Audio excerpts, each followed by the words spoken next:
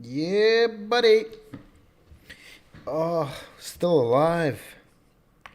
What are my buttons again? There they go. Oh, it's funny, I'm down here now. We're back. We're back. Let's get some music playing. Oh, perfect. No. Down. Oh, that sounds loud. Alright, let's turn that down. We've reconfigured things. It's been a while. Man. I can't remember when was the last stream even.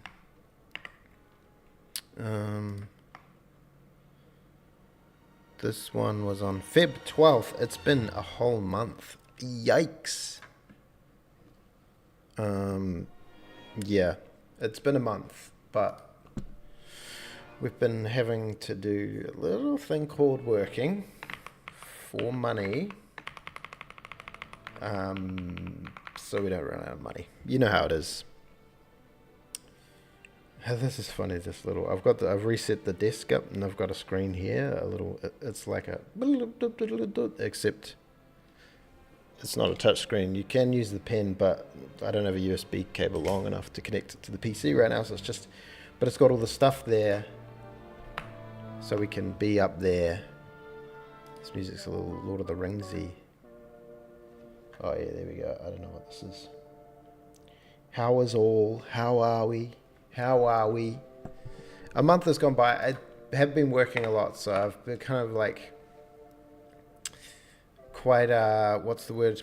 Preoccupied, and a little bit like programming is hard when trying to do other hard things. So I've been doing bits and pieces. Have actually done some stuff since last stream. Last stream was collisions. And yeah, I was just going through the notes to see what's gone on since then. We got cargo sources, like resources, I guess. These are like things that make cargo. Like they just keep producing cargo. Well, they just have infinite cargo.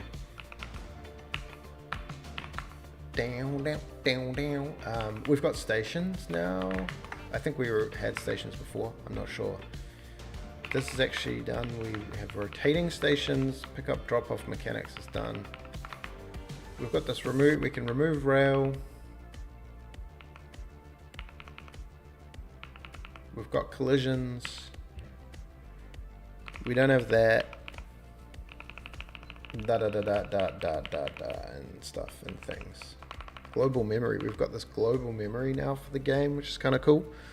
I did in the work time, in between times, I've been doing a little graphics programming learning education.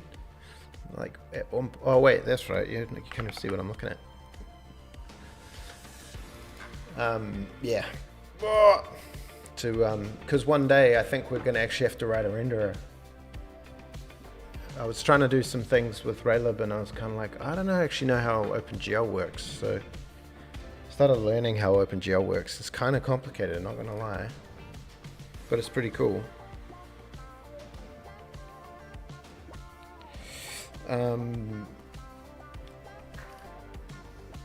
Managed to make the game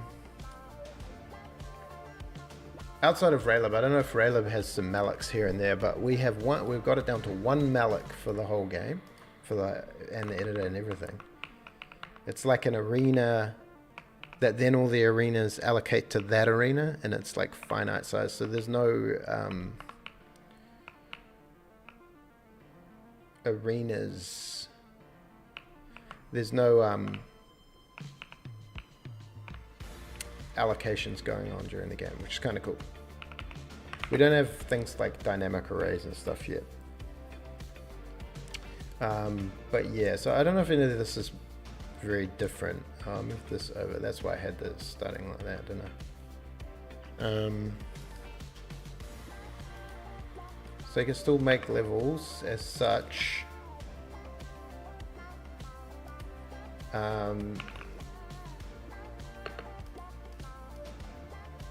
Make it a bit more interesting.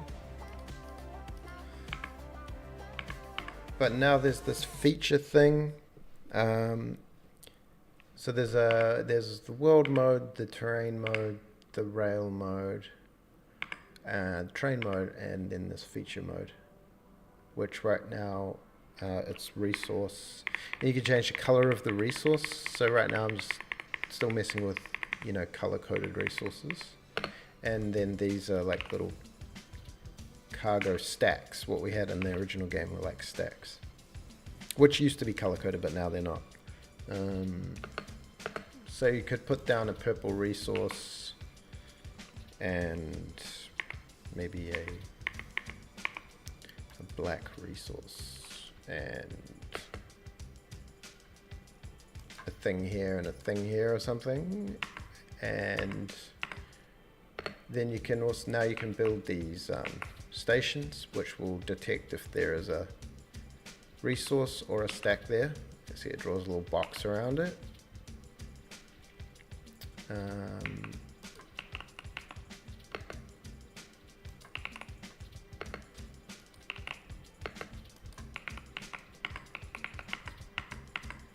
Go around and round and round, and then say you want to build your rail down here to go pick up, drop off, pick up, drop off,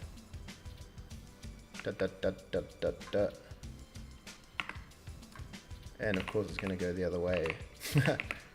But the train cars now have like empty things, and then they go beep beep beep beep beep and pick up the cargo, and then they'll drop it off. And the cargo will be the type of the cargo that the resource has.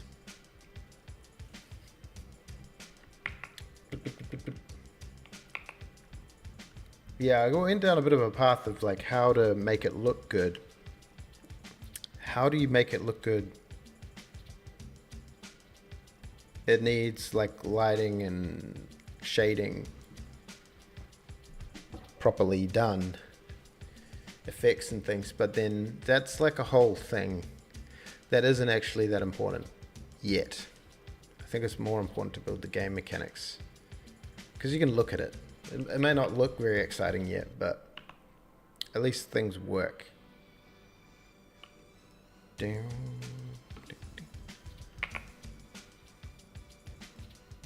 So yeah, and then I was like, well, what this is obviously quite a simple little layout, but I was thinking of ways that you can, hey, Grueling Pine.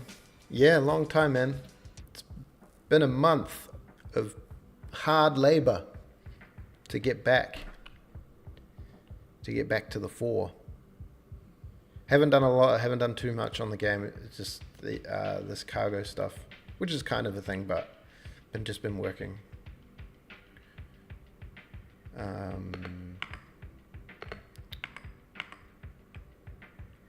Yeah, I guess they weren't picking up containers and dropping off containers and resources and stations and stuff.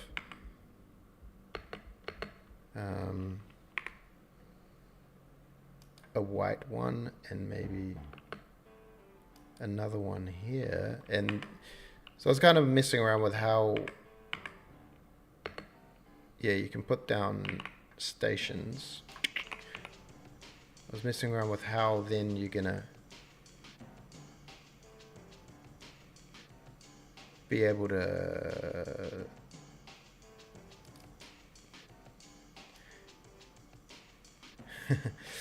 thing is you end up getting stuck in these loops, and then you'd have to change it. But this is where I'm thinking of a mechanic where I'm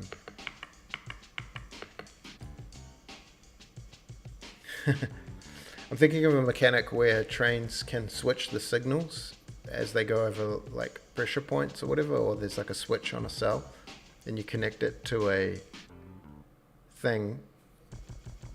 So on one pass it goes one way and then the next pass it goes the other way.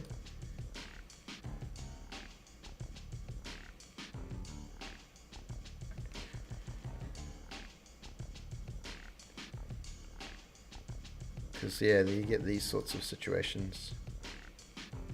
Having multiple trains, I think it's kind of cool how I'm glad that the editor was the focus, because it allows you to like, you know, experiment with the puzzles and the layouts and whatnot.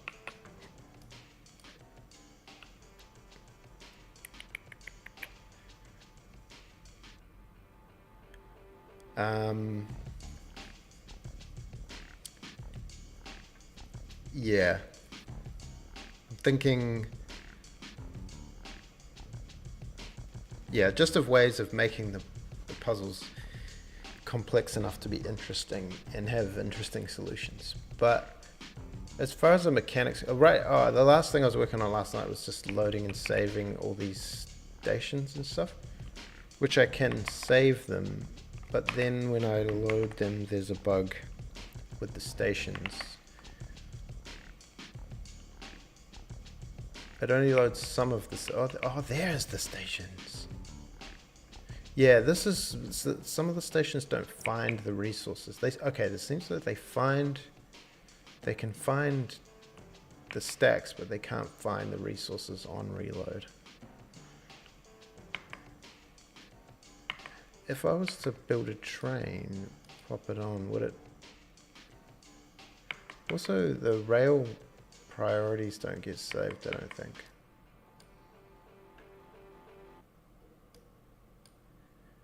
It's not going to pick anything up, is it? Yeah, because the station didn't load.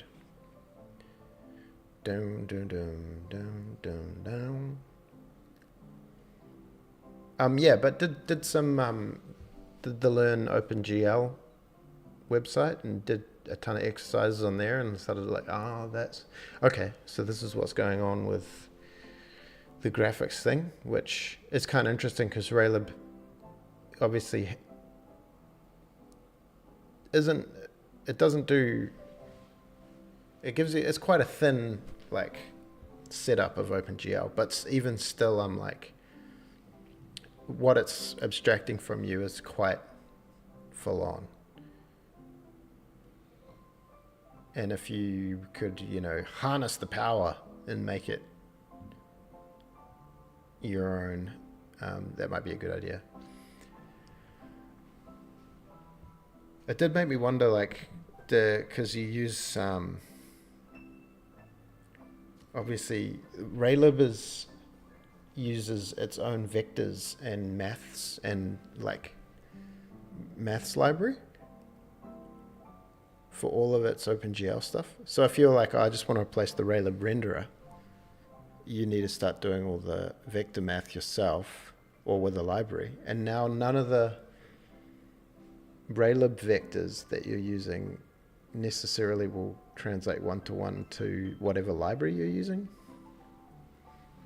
So then do you just have to completely replace Raylib? I don't know. She gets complicated. Why? I don't know whether to try and fix this loading bug. Man, this, that background's hectic. Oh yeah, that one's better.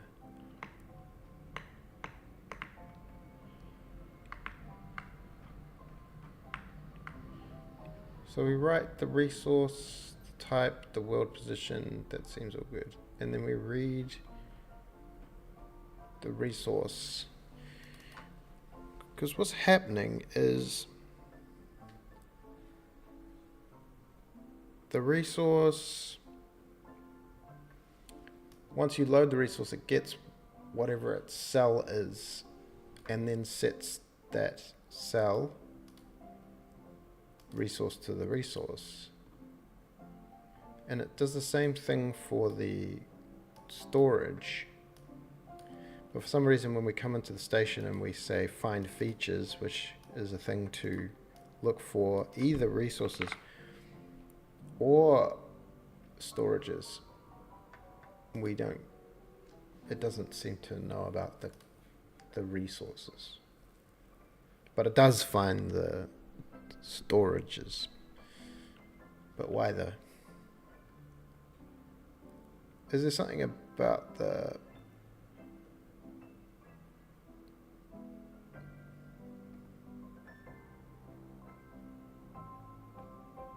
the world position. No, I think I tested it. It works, and when you load it, you get these things. Resource position. -3.5, bloody blah, resource position, blah, blah, blah, blah, blah. Station failed to find features, failed to find features, failed to find features.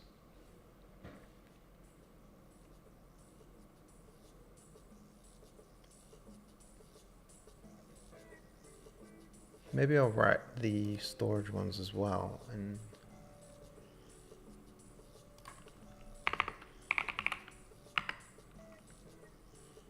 storage, primitive storage, yes, yes, yes. That's all kind of like, hey, we're back and we're doing this super boring thing. Okay, so these are storage positions. Is this like to do with where the origin point of the thing is?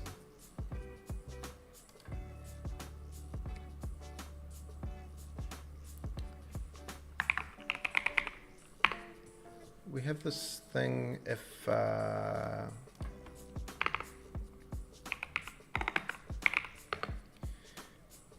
okay, cool. Yeah, I don't know how long I'll stream for. It's just good to be back. It's just good to be back. Thanks for popping in. And, you know, now we both know that we're both still alive, which is good.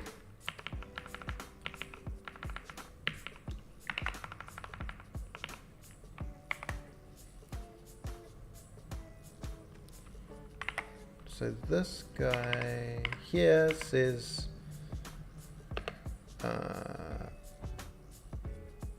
oh, it doesn't know about this thing. Cell, if current cell and current cell storage.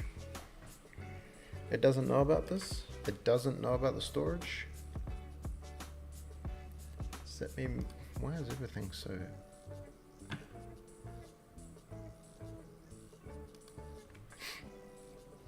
I feel like there's something to do with like this get cell at world position.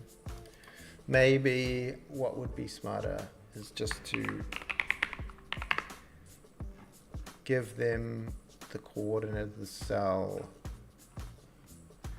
So game.h. Oh, there he is. Clint Eastwood in the back.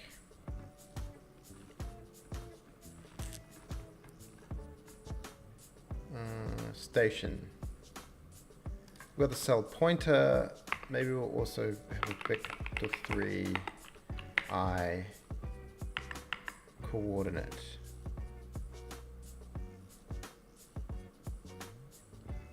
Because then we can just save that and then just load the cell, and then we don't have any concern as to whether we're getting the right cell or not.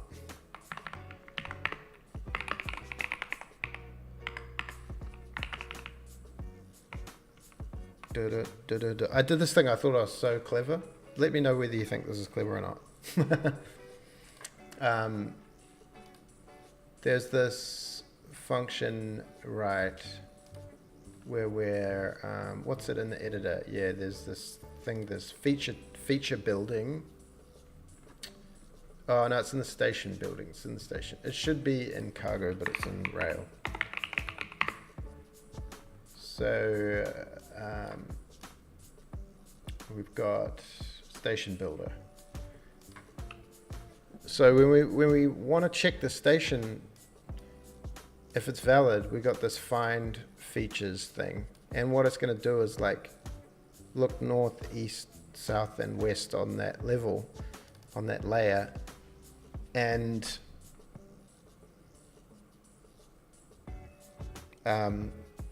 check all the cells. It's going to, oh, it's all in here, right? So these neighbors, I don't know why I'm allocating. Oh, the reason I'm allocating? Well, I thought that this get cells cardinal just gets these, and it wants an array of cells.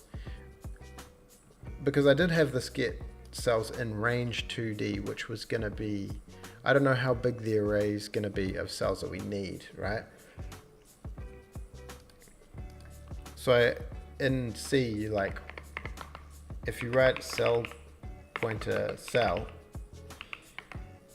that's a pointer to a cell. But it also could be an array of unknown length. We're alive! Oh, jeez, I overloaded that one. Sorry. Let me just... We're alive! Sorry, again. And now we're back. What are we doing? Well, we're talking about arrays and C. And if you write a cell pointer to a pointer, this could mean cell, and this could mean an array of, say, like 16 cells, cells of like, yeah, 8 cells, right? This is a array of 8 cell pointers. This could also be an array of thing, or it could be this. Pointer to the first element, pointer for the first dimension, pointer to the second dimension. So that this here can mean that, or that. So I was like trying to make this array thing. I don't know whether I've got it in Genie array. Yeah, I started making this array thing, which has like data, count, capacity, and the data, it's like a void pointer, so it's like uses different. Oh, the grand roll. Anyway, I couldn't get this because like dereferencing the data is kind of annoying, and I was trying to simplify the syntax. I had this like array get, array type, byte, array, blah blah blah. So I was just like, why not make a macro that just is array 1D, and you put what you want it to be, a one-dimensional array, and it just gives you back, like, it just replaces it with that. Same like array 2D. Where am I going with all this? So I can just say array 1D cell pointer. So I just know that neighbors is a one-dimensional array of cell pointers. Because otherwise you got to write it like cell pointer pointer neighbors. And then you come back after a while and you're like, what is it? Is it an array of pointers, or is it a two-dimensional array? What's going on? So I don't know if that's all that clever, and I also don't know where I wrote all this stuff. But anyway, as usual, you go down the rabbit hole and then you realize you don't really need that. I could just do this with a thing where it was a cell pointer neighbors 4, you know, on the stack. But I'm doing a fancy allocation, all this other stuff that doesn't really matter. Oh yeah, where were we? Well, I'll show you the grand reveal again, or the ta-da! That didn't actually load properly as we're debugging the thing, but you can build stations. There's resources, there's stacks. Let me put some exciting music on to make you feel like something's cooler than it is. We've got multi-directional rail, we've got trains that pick up cargo of different colors, and then well, that didn't work at all, dropping it off. This is my load save thing more than anything.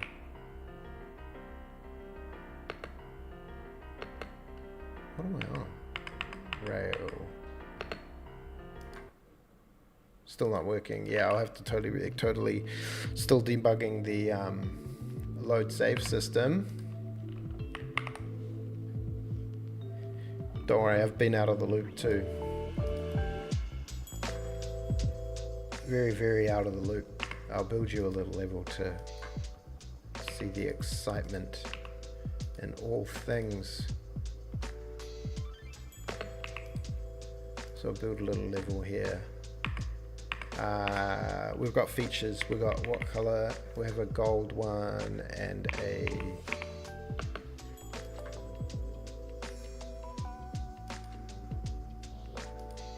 This project is full of high-octane action and complex puzzle solving. That's what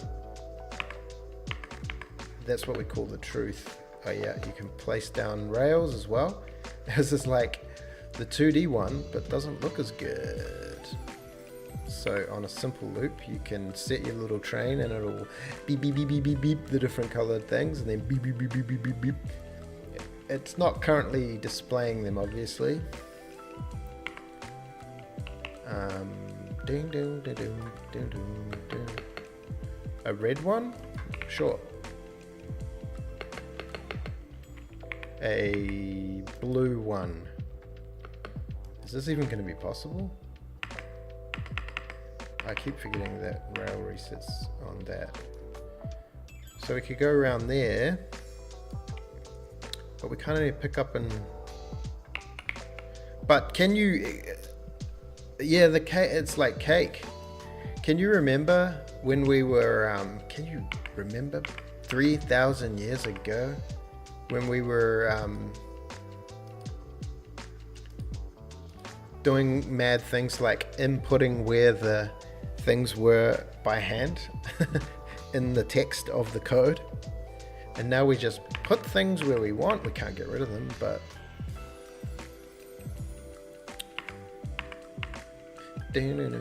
So say we went here, and then... Oh, we kind of need to...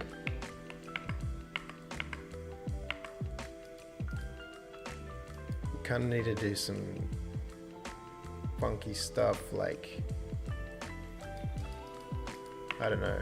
The rail, so we're gonna go... What am I on? I'm on rail. Oh yeah, rail, rail, rail. Put a station there, so I go getty. And then it's gotta... This is not going to work. We also need tunnels. Well, I'll just make the terrain, you know. Zip.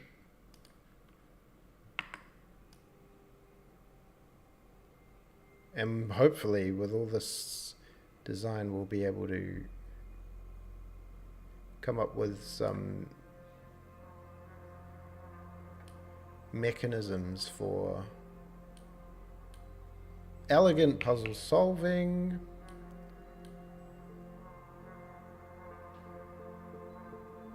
Then we need to get back onto the other track somehow. Around here. Oh yeah, check this out. This is going to be genius. Actually, I don't think it is, but...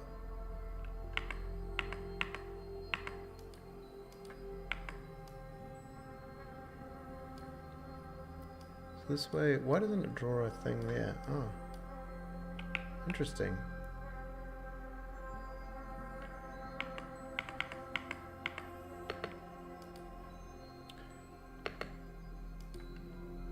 So the train goes down here, drops off, then, oh no,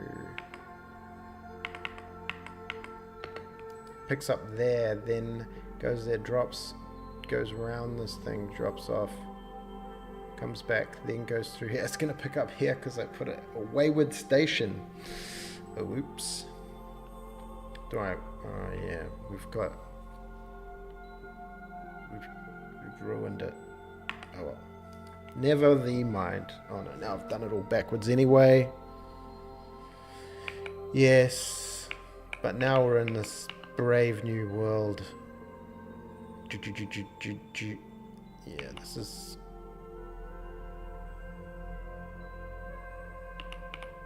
I wonder what... It says it's running at 60 FPS. I've got it locked at the moment.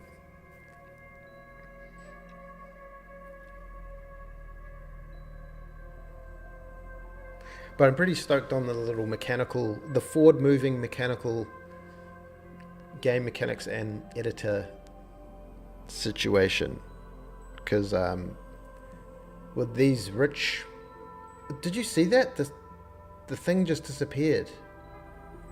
Why would it do that?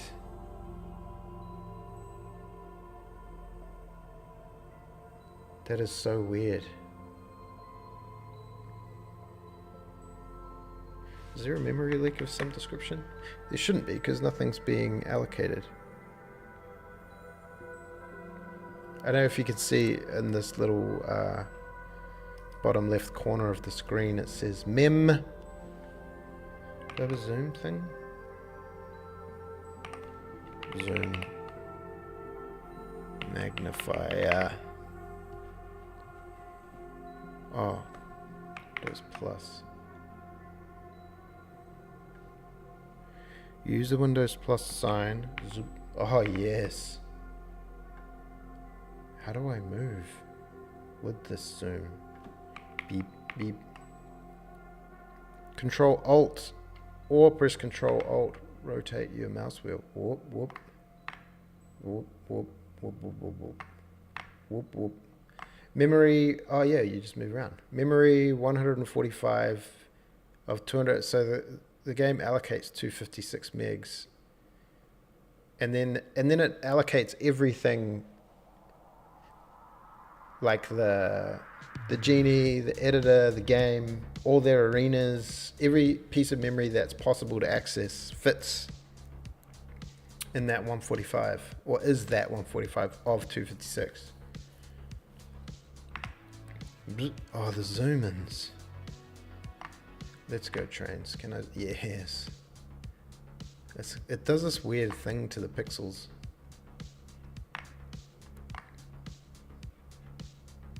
Always want that going.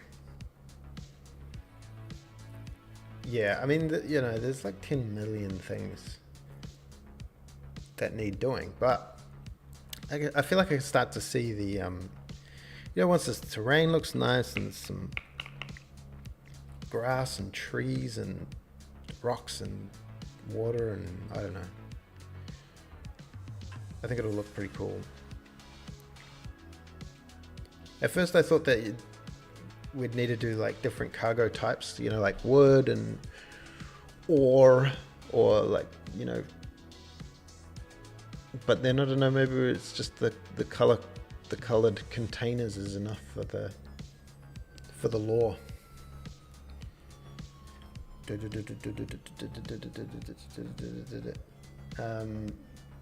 But why are the stacks slowly disappearing? They're like disappearing. How is that even possible? He asks. Doff romantic. Have we been through this before? I'm gonna look that up. Doff romantic. Oh, is that a game? Oh, I see. I'm looking at pictures. It's funny, you look at a picture of a game. Let me bring it up here.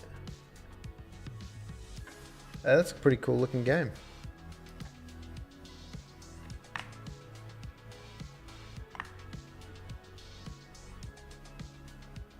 True, I wonder if, hey, it's got trains as well. So this is kind of like a picture book kind of vibe. Little painterly style. I'm thinking more like maybe less painterly, more vibrant.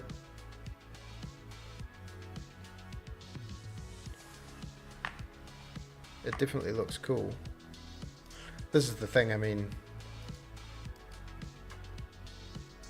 it is that same sort of, what you call it, little train tracks, little wooden looking train tracks. As long as there's grass involved, I'm happy. As long as we can make grass instances of thousands and thousands of grass instances. This is one of the reasons I'm like, I need to learn OpenGL, because I can't get the Raylib instancing to work. So what I want to know is how it's possible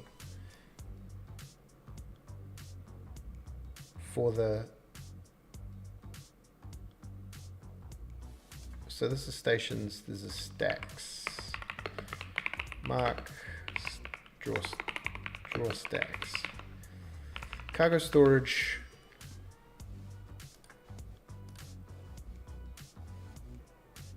Render model, position, world position.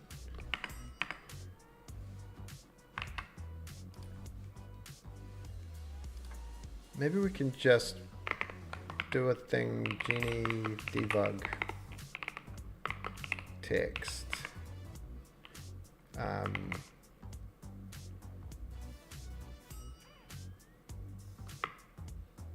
Orange. And we just want to say stacks count level storage count. Because I don't know if it's actually changing the amount of stacks. This is the other thing. I really need to fix this. Oh yeah, that's the one we loaded. Stacks count 3. And these stations don't actually work, do they?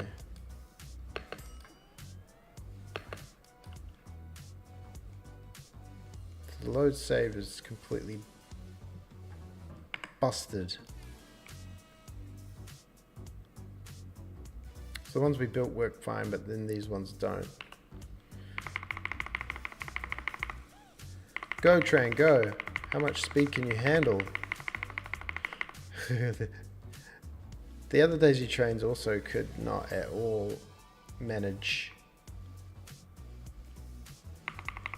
It couldn't manage anything without the trains being completely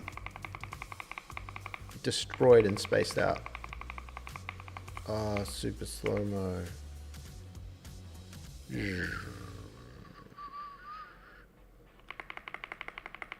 So yeah, what was the situation? Was it a thing? Oh, you know what it might have been?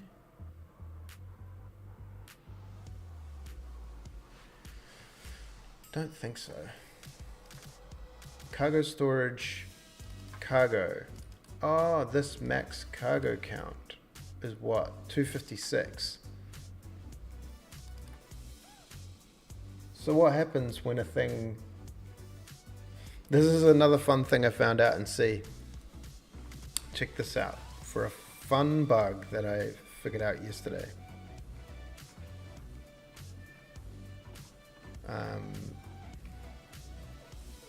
This here, train car containers. So I was making all the different car containers, and I hadn't been programming for a while, and I was like suddenly confused. This cargo type count is like the end of the enum to say like this one is the size of the enum. So I was like, oh, is it that -1? And then it loads all the containers, all the models. These are the models. So I did like this.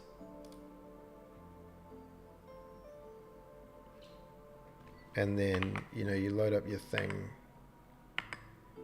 And then you go train. And then I was like, wait a second. My train is a black cargo container all of a sudden. I was like, what? And I was like, is this some weird OpenGL bug or something? So you can even see it in the preview. It's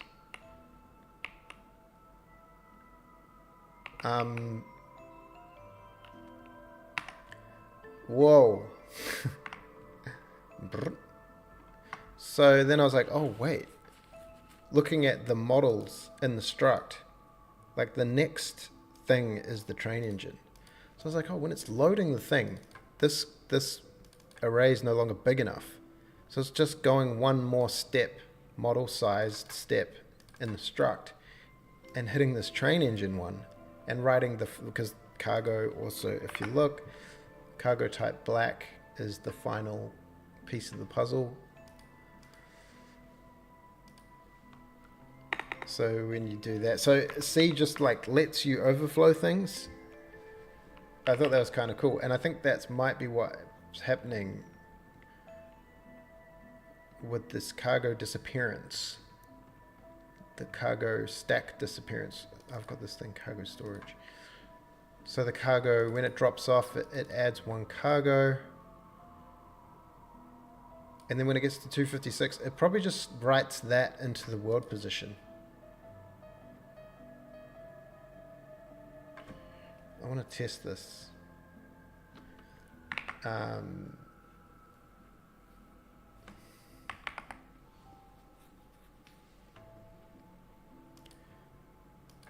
Run a test.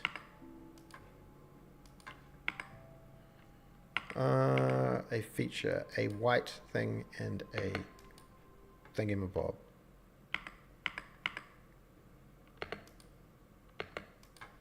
Yes. Beep, beep, beep, beep, beep, beep, beep, beep, beep, beep. And put a train in there. Oh, the whole point of this was to see where it went and see how many stacks, how many pieces.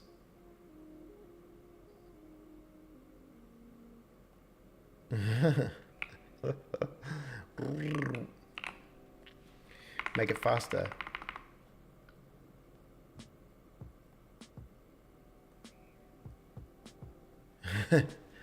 Yeah.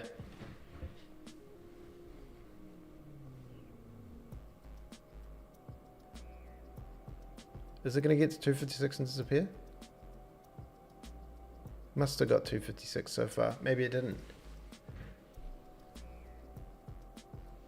I don't know why, but I really like this sonic train.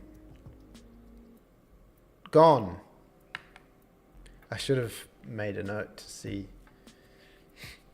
how many cargoes trains.c. Okay, drop off at storage, cargo storage. Let's print if storage count. I mean, I'm pretty sure this is what's happening, but you know, it's just fun to do stuff in light of trying to actually do hard work, which, you know, why would you? Oh, what I wanted to do was, okay, that's 0, 0, 0. I reckon something might happen. I think it might still exist, but maybe it's being drawn in a different place. Do do do do do do do do do do do. Go train go. This is gonna. Why is it 10? 20. Why is it counting like that?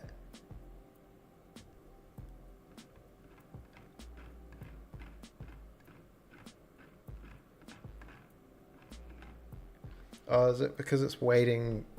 It goes through the entire loop before it prints them?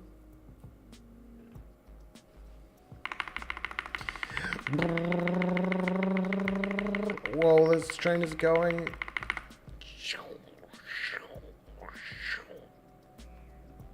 60, 70, oh, it's 10 at a time.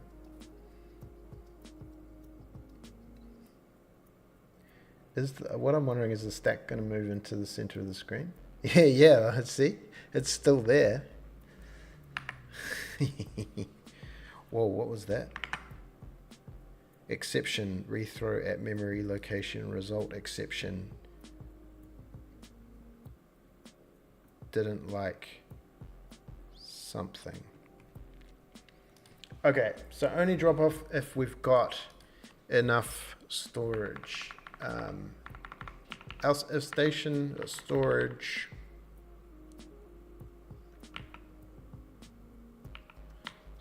equals station dot storage. If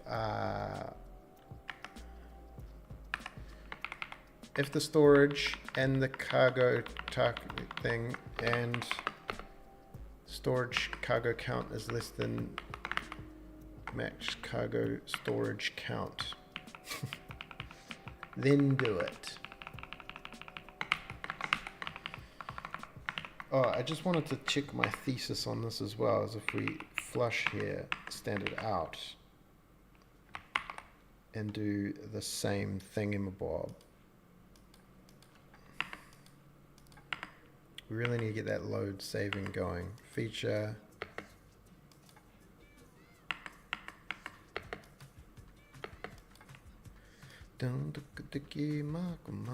Whoa. Whoops. I'll go the other way.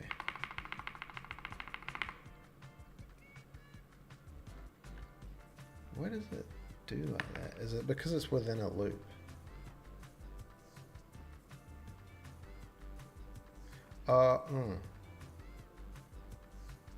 The storage, I don't know.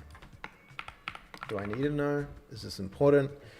The station storage for each train car.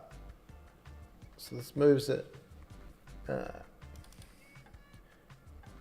Checking stations. This will be made better. I like this note from some person in the past who's quite what's the word? Optimistic person in the past, saying that the person in the future is going to make it better. Oh yeah, the loading and the saving. Oh, that's right. We were fixing that. We're fixing the loading and saving by putting cargo storage was going to have a vector 3i coordinate. So when we make one under feature update here, we can put another mark resource.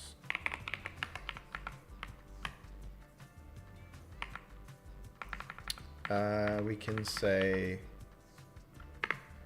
resource coordinate equals the global input current cell coordinate.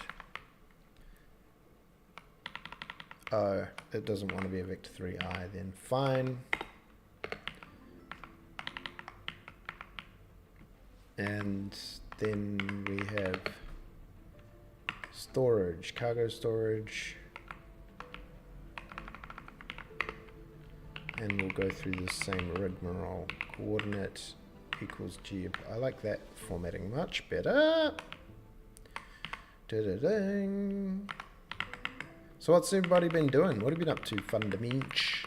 What's been happening in this long streaming drought? Anyone in the North Americas? How's morale?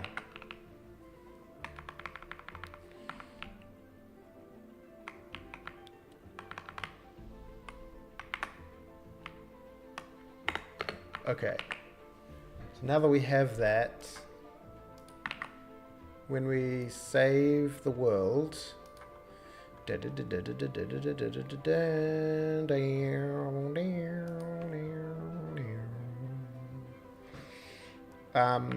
we want to write each resource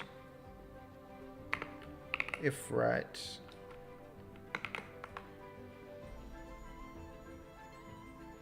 I see. Yes. I've got a brother in Toronto who's actually a Kiwi like me, but he's his wife is a Canadian, and yeah, it's just interesting to check in. Resource coordinate. What am I doing here? Size of resource coordinate. Yes.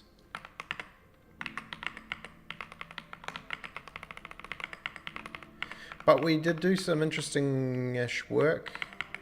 I don't know whether to post stuff on the, work stuff on the Discord or whatever. Did two music videos and a documentary over the last month, which actually, on saying that back, it sounds like quite a lot. It was quite a lot, actually. And we've still got one more music video to do next week. Woo, buddy! But interestingly, or not interestingly, depending on your viewpoint, all of it has been Maori language stuff in NZ, the indigenous people, the Maori. So the guy I've been working for in NZ, he's been doing some stuff, and it's been pretty cool. It's been pretty cool. However, he keeps filming interviews in Maori, and none of us speak Maori. So we're like, so what are they talking about? Like, how do you edit this? Okay, so storage, we need a F right. Not storage type, sir. I would play them, but then I was like, I don't know if it's relevant to the, this is a train type programming content machine. Coordinates. Size of storage coordinate. Stations. Maybe station will give you a coordinate as well, just to make sure you're on the right track. We did that. We gave it the wrong type.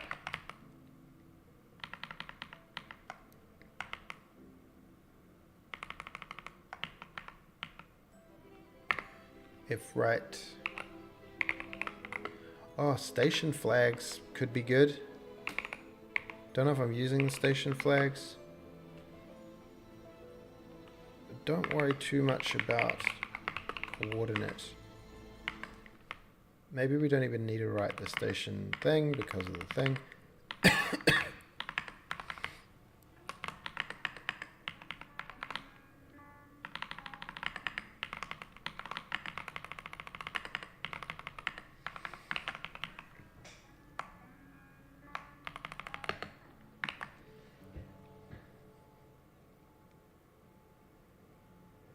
Write some, yeah.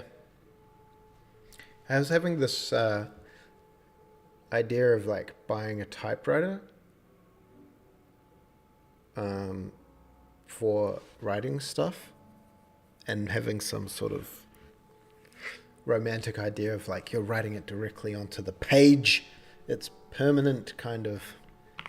It's an analog method of writing. Then you end up like everyone else with a typewriter in your garage or something that never gets used. Writing code on a typewriter, that would be next level. Okay, now I just remember what it is we were doing. We're writing the... This needs to mirror, so we're reading freed the coordinate.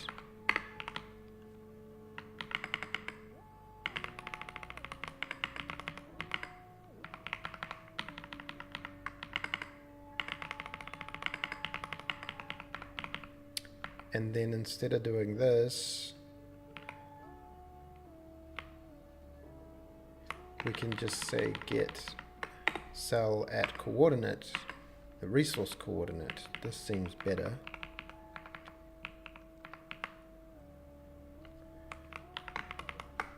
Coordinate, format v3 resource coordinate.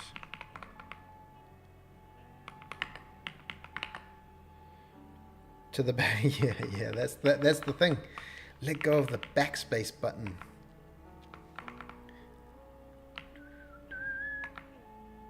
Okay, now we're reading back this. Freed the coordinate. Oh, also, did we? No, that was something else. Storage cell is get cell at coordinate. Grid storage coordinate. And then do that. And then we want to freed station flags and coordinate.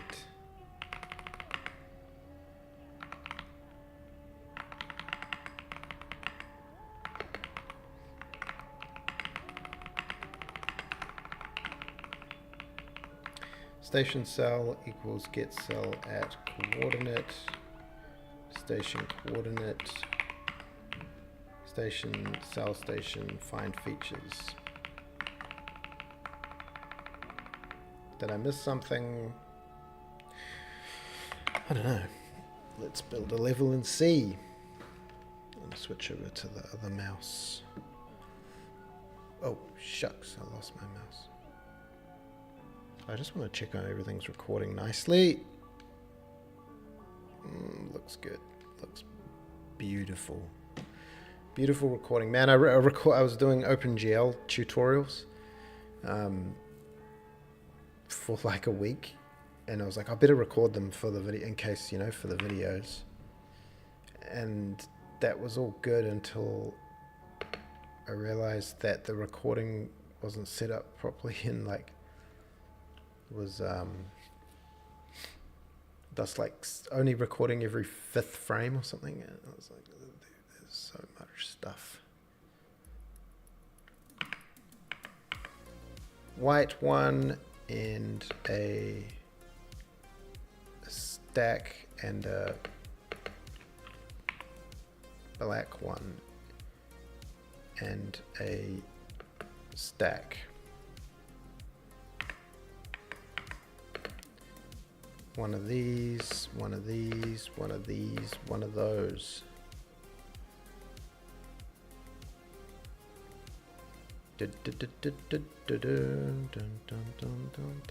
Oh, whoops. Didn't make this very interesting, did I? Oh, she's a loop. Train, pick up, put down. Okay, so does the save works?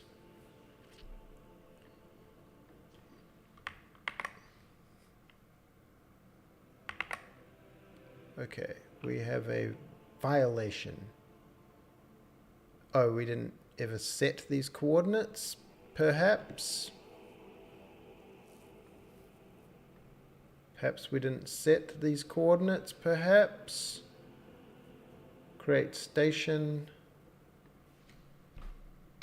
Station coordinate equals coordinate. And it's in the editor. Cargo storage coordinate.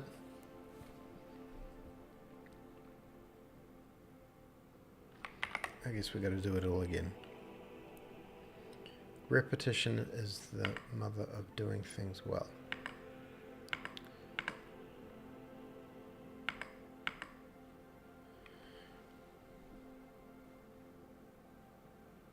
Yeah, I know.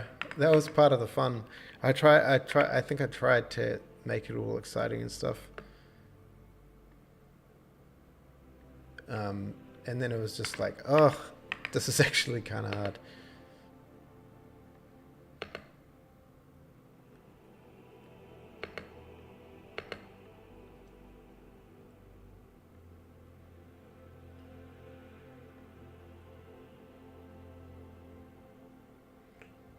Oh, I made another boring loop. Cool. Anyway, save.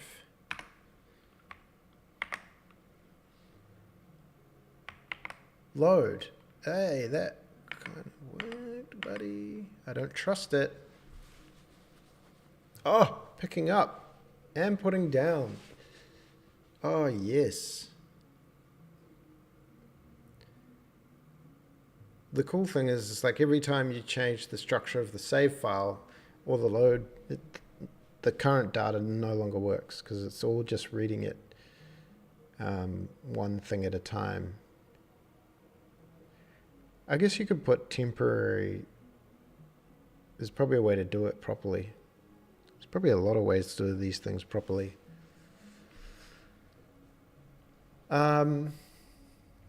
Now, I thought it'd be cool if the actual cargo containers stacked onto the things. And I don't know if they can be full size or not. Maybe it's weird if they shrink. I mean, the whole game's kind of a little weird. It's not, like, accurate. The trains don't stop, for example.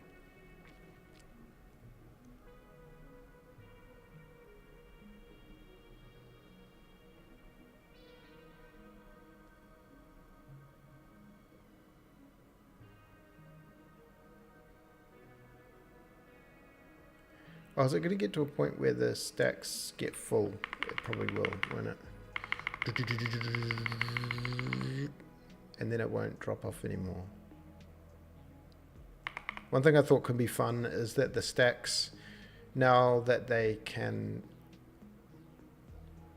in the original prototype, they were color coded, so you could only drop off. Oh yeah, there we go. Oh, I'm ringing. I might have to send a message. Let's send a message.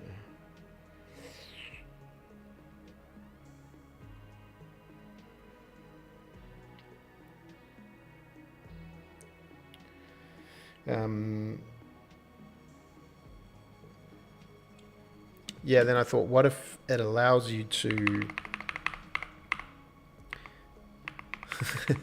Are you saying my trains are not to scale? Oh yeah, I guess they're pretty big compared to a station. Yeah, I was like, maybe you can just drop off... The train will just drop the cargo off and the stacks become like multicolored and all disorganized if you make a mistake, and then you're like, oh no, now I've got to unsort that. I've got to pull the cargo off and take it somewhere else. I wonder if you can put little stockpiles down or something. I don't know. Super slow. Dun-dun-dun-dun.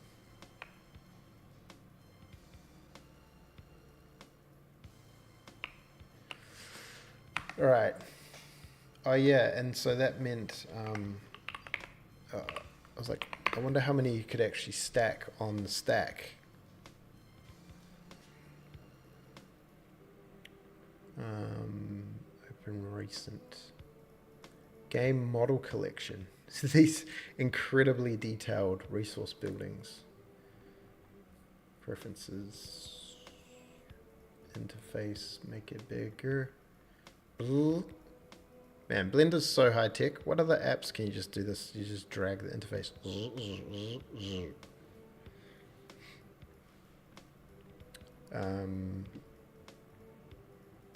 So not the resource, the concrete pad we kind of need. Maybe copy the concrete pad into the trains.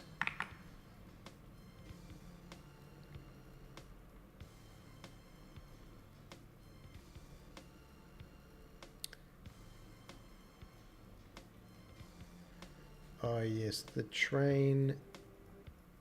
Oh, we need to make copies of the containers, and did I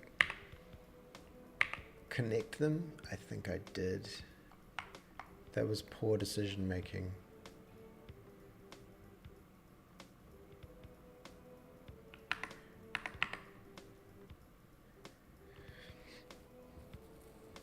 Yes, that's pretty high priority for realism, the pollution.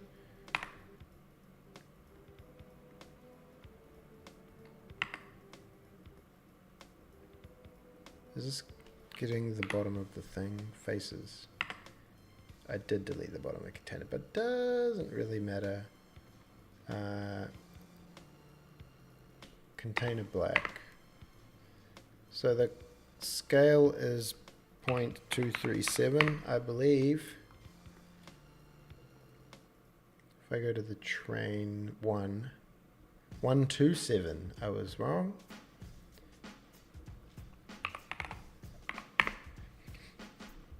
That's not the size of the train carriage on the thing, is it?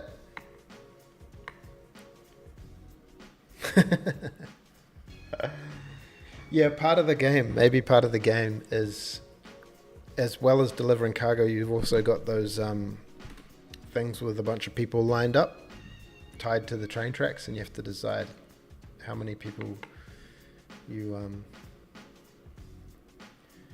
frame selected. So is this the actual size on the concrete pad? It doesn't feel like it.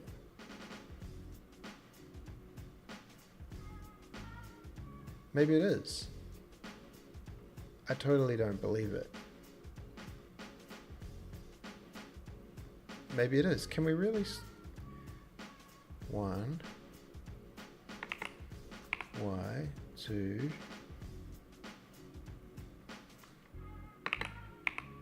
not quite 3, but we could scale them so we fit 3.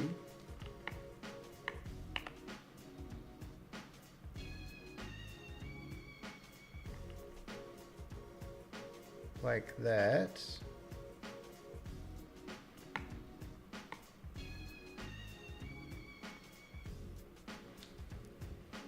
Trolley problem, yes, the trolley problem. I think that would be important.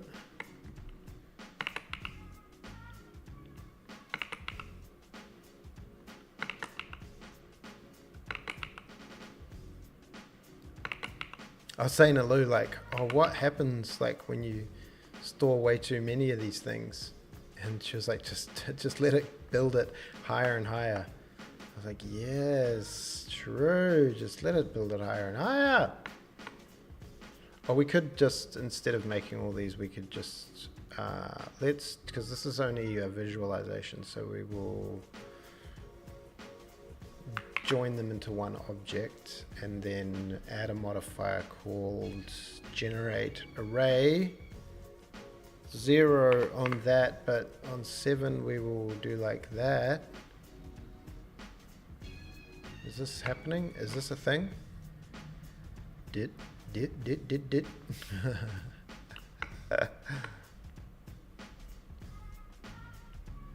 1, 2, 3 times 1, 2, 3, 4, 5, 6, 7. 7 3 is 21 per thing.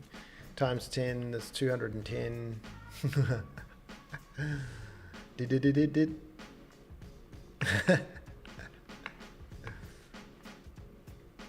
Yeah, this is where we need instancing.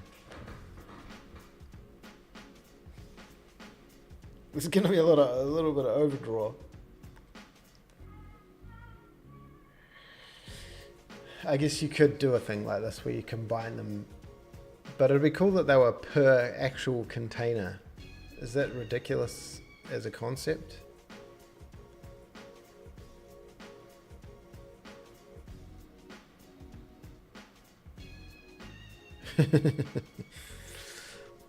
Is all of this ridiculous as a concept? Is that the whole point?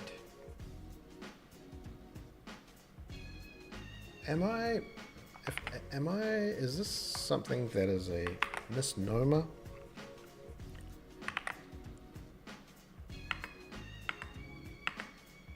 Train. Oh yes, I get that, yeah.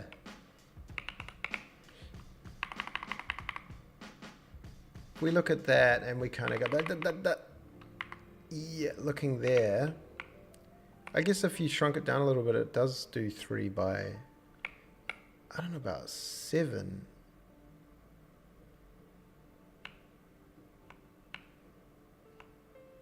Why is it doing that crazy thing there? Can you see it like Z fighting or something? There must be more than one.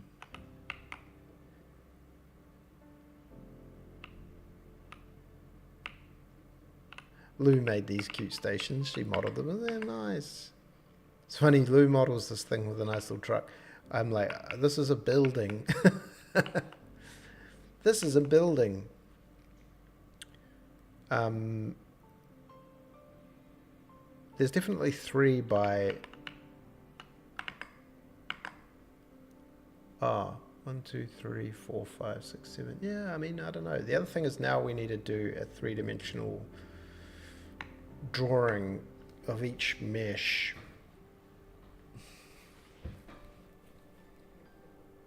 How many is this? This is 20 times 21. What's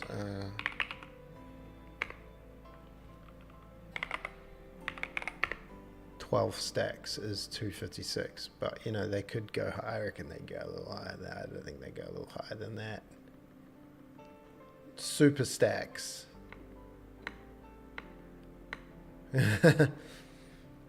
Okay. Black stack. Now we kind of need to, oh, why is this one called blue? Oh, it is called black. Okay. Do we need to go through all of them? Let's have a new collection called cargo.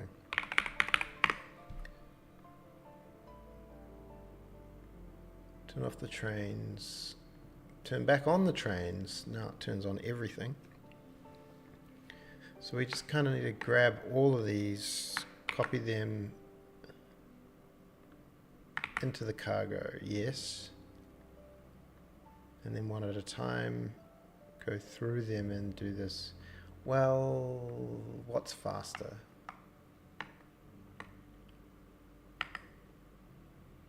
Doing this.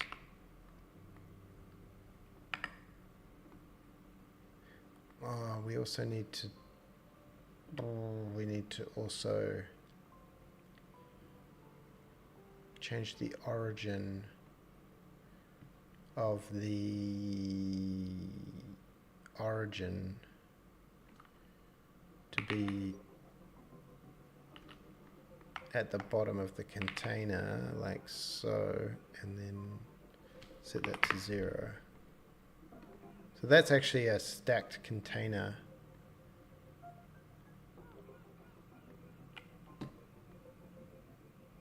Maybe we now just show you how this works. This fun stuff.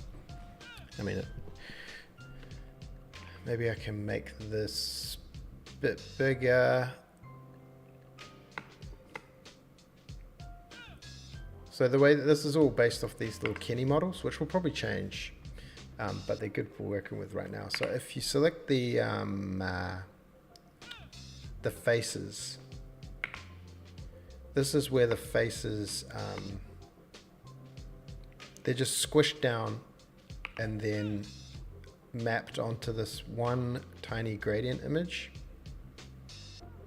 And then they load that texture when the game starts. So if I wanted to make a copy and call it blue.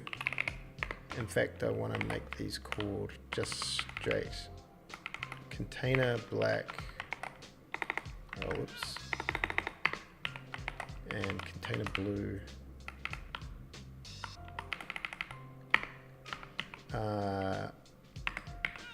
Select this thing and then move it to the blue thing. And that's that. Now we have the blue container. And hopefully remember what the correct colors are. Also got to... Oh, this thing's just still going. Well, at least it didn't blow up. Looking at the trains, maybe I'll turn the trains on. Turn all of them off, but I just want to see all the different colors. There's black, blue, brown. Then you copy it, and then you got to save it as brown, and then tab all, and then G onto this is brown, I think. Although that should probably be brown. And then make sure you turn off the blue one so you can see it. You're like, yo, I got a brown container. And then you got to make sure it's always on. And then the next one is green.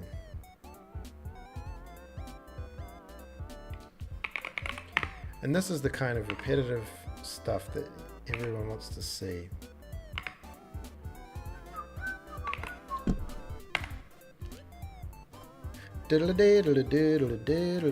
Green, orange.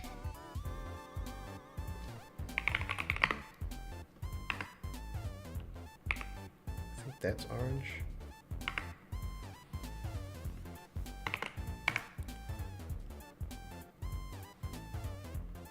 Orange, pink, purple, red, white, yellow. This is so much work to do this and then be like, okay, let's change all the models, change all the colors.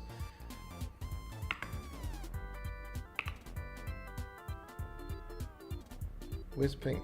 Is this pink? I think this is pink. Does it look pink? It looks kind of lavender. Oh well. Pink, purple.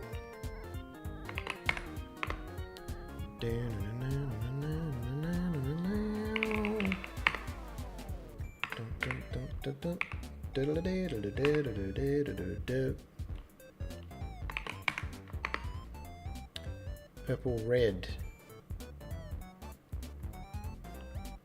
Red.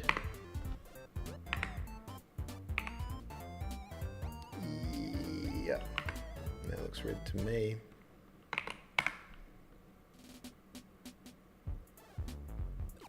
Red, white.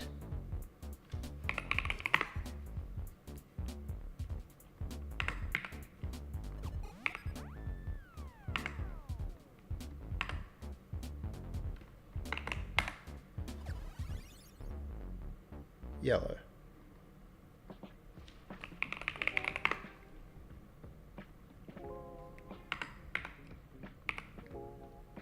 Yellow.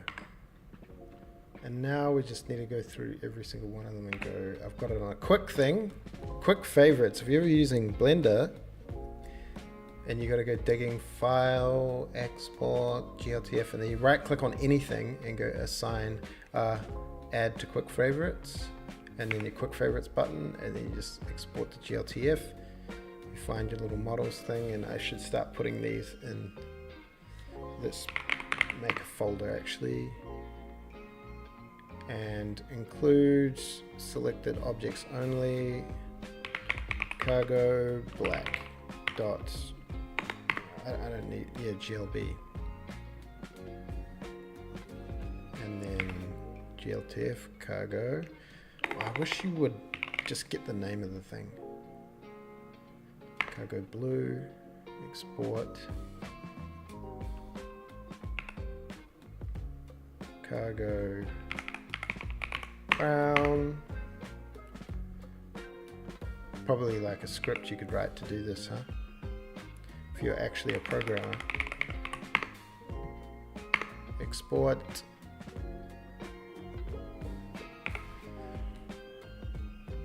Down, down, down, down. Orange. Orangya. Pink. Pink? Looks lavender to me.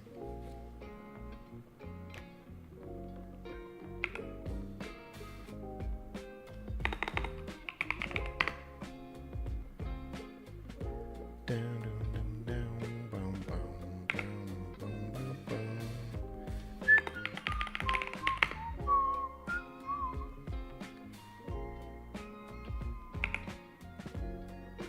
White. Export, we're almost there. GLTF. Export, okay. Oh yeah, and on here also, I built this set. Oh what, where's the set? Scene, it's called Scene. I built this. The Daisy Train's intro scene, and I think it's got a the animation and everything, does it? It goes zoop, dip, dip, dip, dip, dip, dip, dip, dip. Dip, dip, dip, dip, dip, dip, dip, dip, dip. There's some extra pieces there. Oh, Daisy Trains.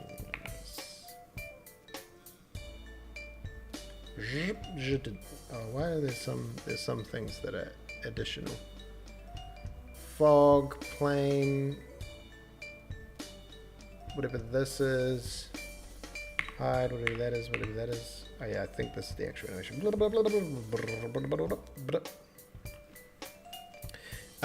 we doing? Now we need to load all those models into the game, I guess. And we're also going to need to store them somewhere. So the cargo, the models, we will have train car containers.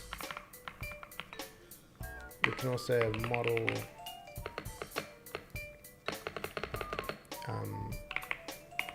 cargo containers,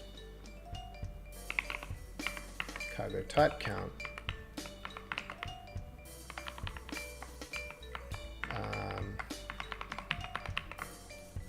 what's up keyboard, we broken?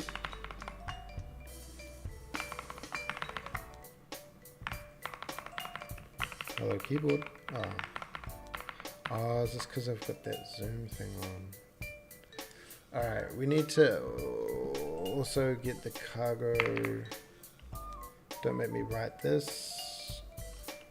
Actually, I can probably just copy this. Models,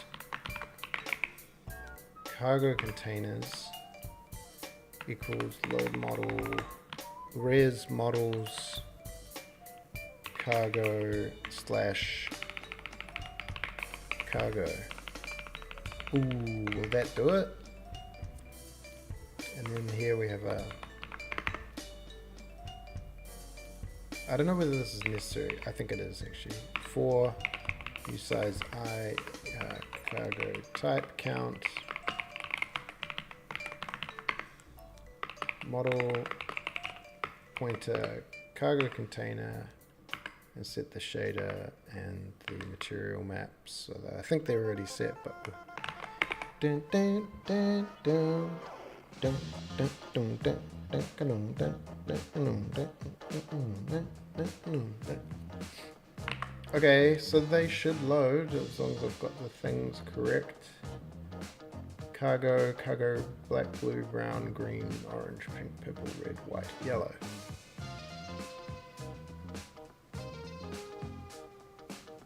Oh, we've got to make sure that this starts from 1. Because start at 1 to skip cargo type none. But this one does have cargo type 1. Oh yeah, and we also want to do cargo type -1. Well, do we? I don't know. That's where I get confused.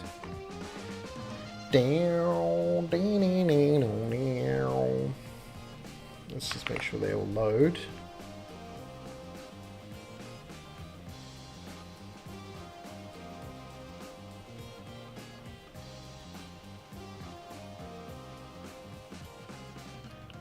Cargo black, why is it writing things on top of itself? It's so crazy.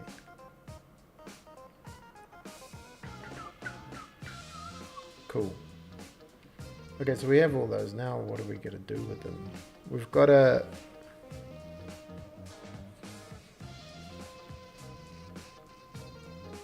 Oh, this is almost like bringing the pen and paper out.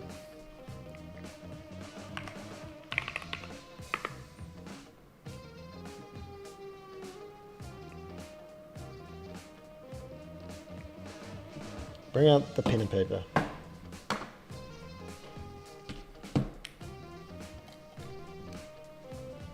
Look at all these. They look like basketball play charts. Okay, you're gonna go here and pass to 2 to 1, and then you're gonna slam dunk that. Oh yes. On the topic of video games, we're playing the PS2, actual on a PS2, or are we talking some sort of emulator emulating the PS2?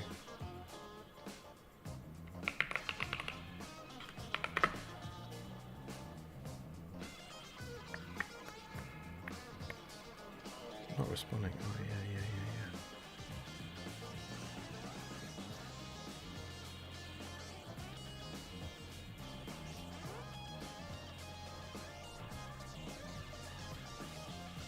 Okay, we're on. So, whoa, there's so much stuff.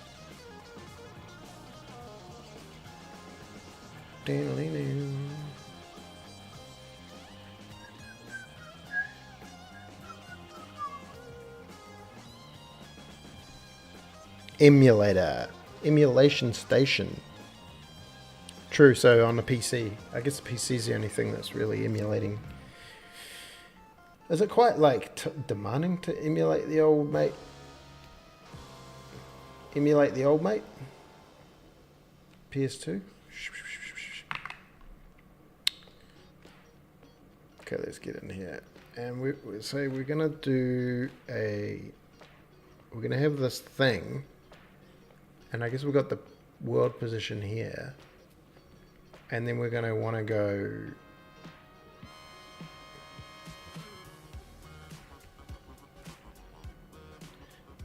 PS2 was a bit legendary. I think I spent more time on the PS1 just because of age. Like, you know, you get it and you've got a lot of time to play, and then you go through a period where you start like doing other stuff and you like skip little. I don't think I owned a PS2. Yeah, no, I never owned it. We did rent them.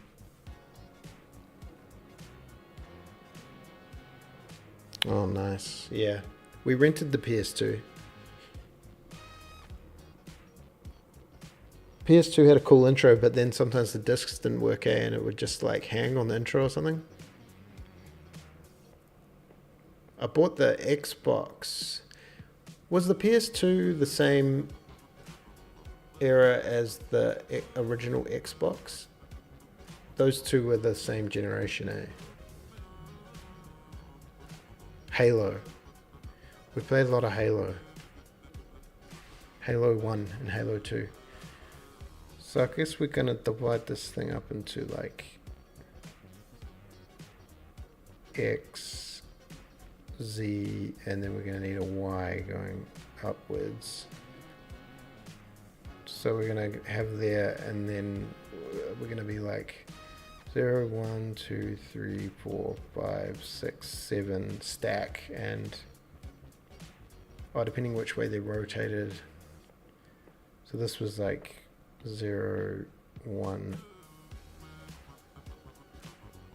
2, right? So they're like long ways this way.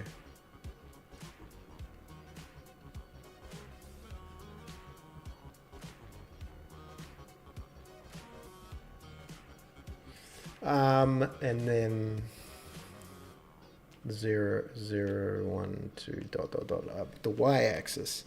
So we're going to need to take the center point, and then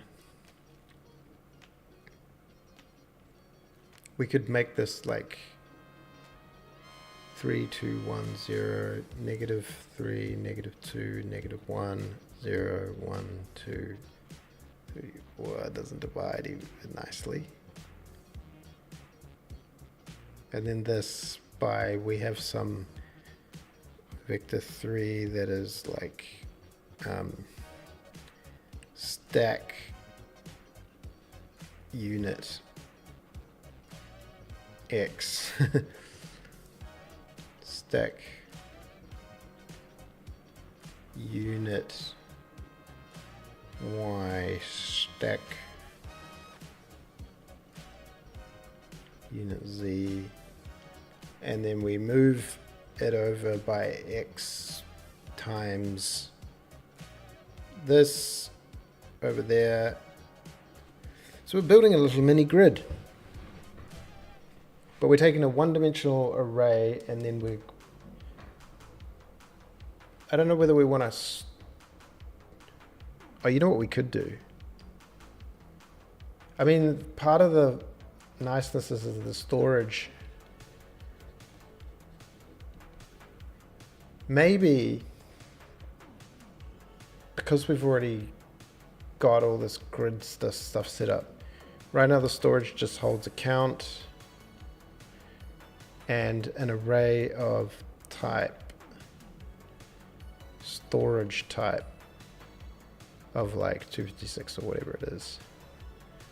And then you'd have to do like calculations for every cargo to put it in the right place. But what we could just do is do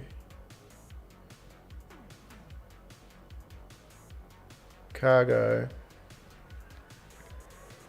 an actual three-dimensional array of cargo.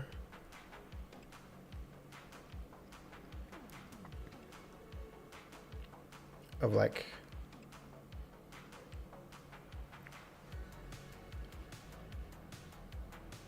this is like, you know, 7 by 10 by 3 or whatever it is.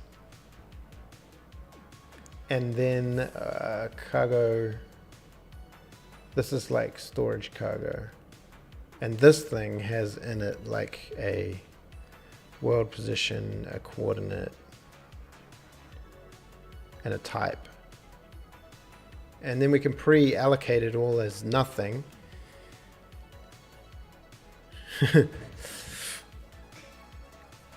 And I guess we can still use the count to step through it. Go like, find a way to step through this 3-dimensional way using a 1-dimensional count, perhaps. Or no, that's what we did in the grid. Sorry, I'm just rambling on. Mostly use the Wii and the PS3. Oh, PS3. Yeah, this is the age gap difference. PS3 was definitely a little later in the game.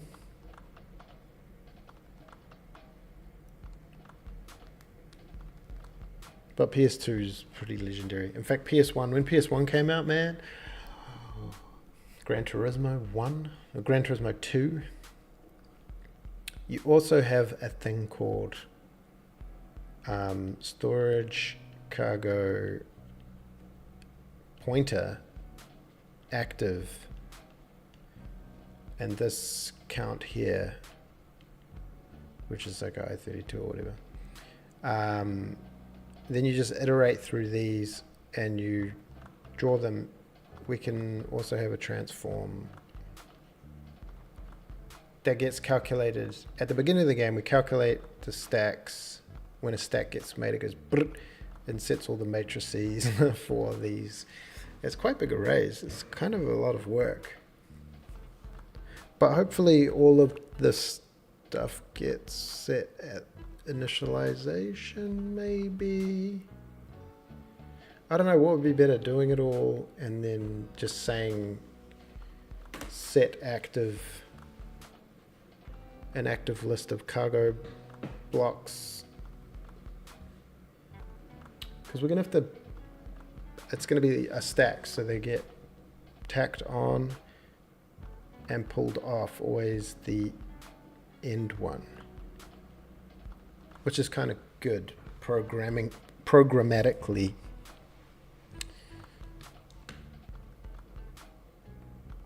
Because otherwise we got to kind of, every time we go in here, we're going to have to calculate where each thing should be based on how deep it is in the list.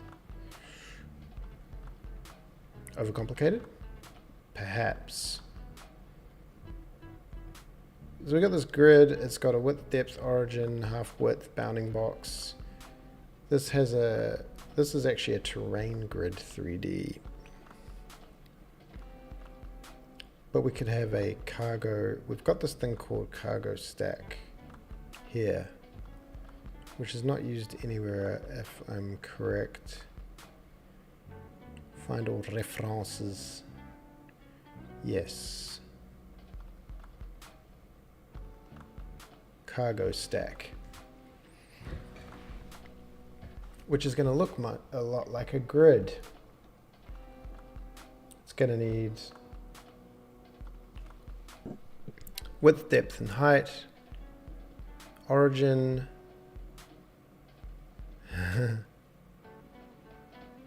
Cell size, half width, and half depth.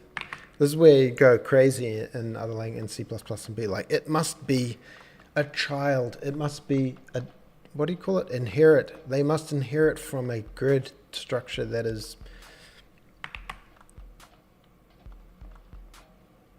a common grid structure. Why would you write this stuff twice? I'd be like, I'd just rather write it twice, thanks. Maybe it would make sense.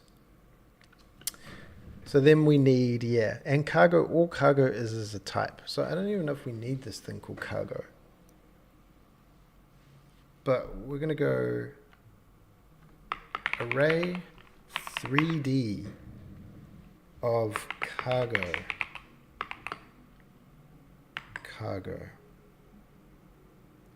So that is a pointer to a pointer to a pointer.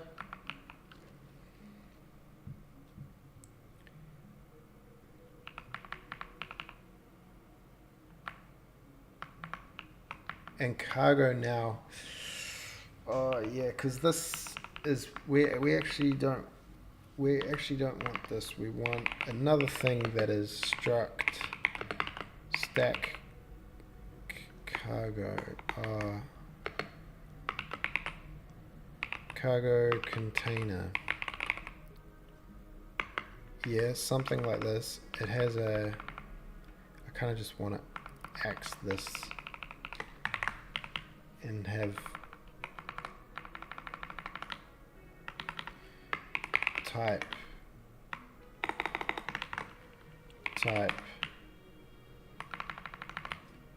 cargo container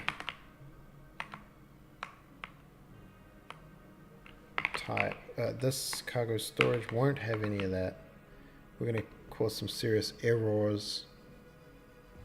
A train car has a cargo type. Cargo, let's not change this. It's cargo type before we blow up the whole project. Apply. Maybe we'll just fix these issues before we. I don't know why those build task thing takes so long. Cargo type equals cargo type.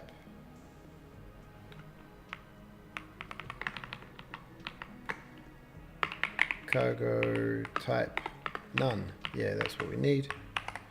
Car.cargo type equals cargo type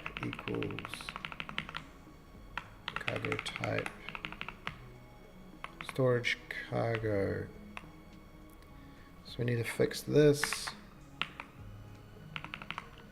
Cargo type equals F8. What? Is this really a problem? Okay. Cargo. Yes, we're gonna have to fix that. Yeah, there's a few.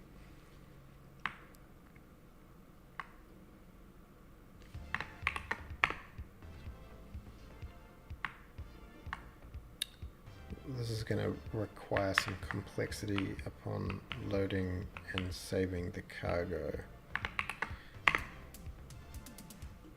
Okay, we're building now.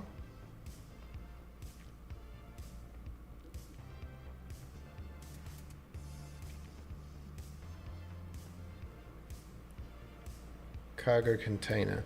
So it needs a model which will have a transform.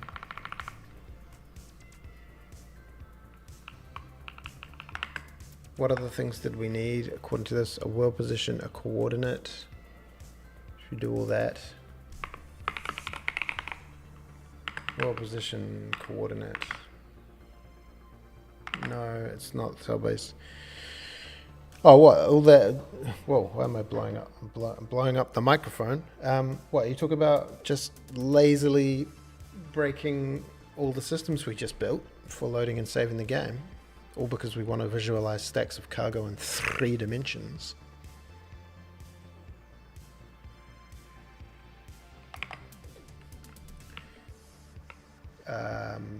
We want a array, no. We want cargo container active cargo, max cargo storage count. Wait. On the grid,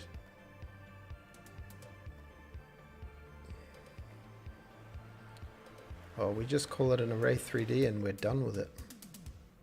That exactly, that precisely. It's almost like a game, how much what is really broken? Yeah, you can break things a little bit, and then you're like, oh, phew, I fixed it. And you'd be worried about breaking things, and then you break things, and you're like, oh, I can fix that. And then you break things some more, and then you're like, is there any unfixable brokenness? If there isn't, then just break things. Breaking things is sometimes the fastest way to like fix things. Wait, I don't know whether that's an actual thing. So what are we actually doing here? Cargo container. We have a cargo container, then we have a cargo stack, which cargo storage also has a cargo stack. Maybe we don't need the cargo count, but we do need a cargo stack. Cargo storage stack. Boom. And we need an I-32 active count. Would rather I not. I mean more in terms of production work. When you're working on something, not your mental state. I don't think we're talking about mental state, or like, you know what I mean, there, bud. I'm not talking about like in your life destroy everything and then try and fix it. That's not what I'm saying. I'm saying in your code or your writing or your artwork. Oh geez, why have I got so many messages? What's happening?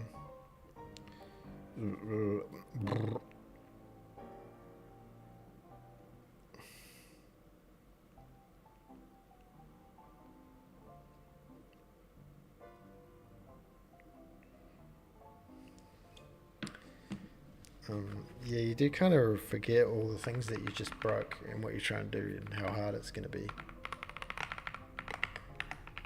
But now we have the sweet cargo file.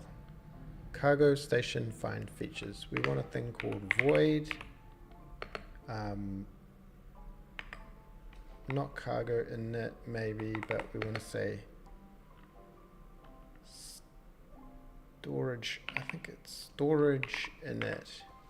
Send the storage, the world position, and the rotation. We don't need a rotation. I guess the world position is good in the coordinate. Or maybe we'll bring in the cell.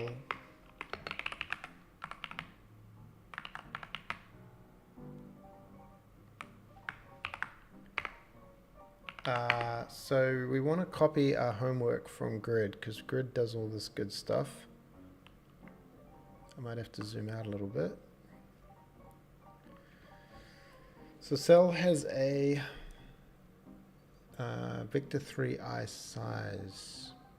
Well, these are all going to be the same currently. In fact, we will probably want some I guess we could say some define. Maybe we'll put them in game.h.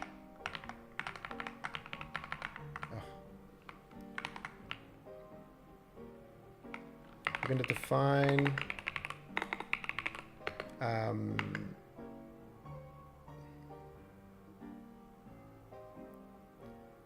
cargo stack size x 7. Stack size y is, I don't know, what did we decide? Why is this down here? Where is it all gone? What is happening? Cargo. Oh, I did it in a whole totally different thing. Concrete pad and a black stack. So we were 3 by 7 by 10. We'll go 10. define cargo stack size Z as 3, and then we'll go max storage count cargo stack size X times Y times Z.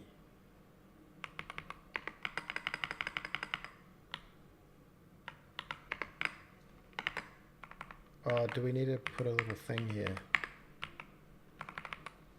How do you do it? Is it that? No, how do we make our little things go to the next? Okay, we'll just put them on the same same line then, fine. No problem. Okay. Does this actually have errors?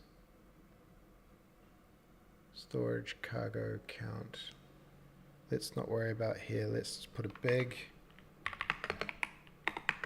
fix me adapt to the new stack system.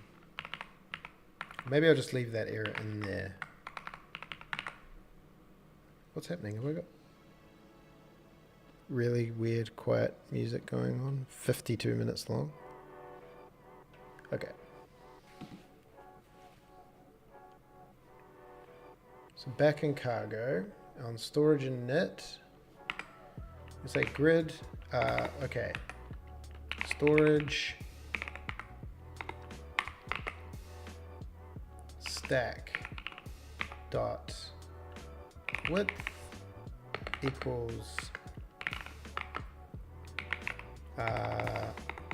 storage, what do we stack, cargo stack size X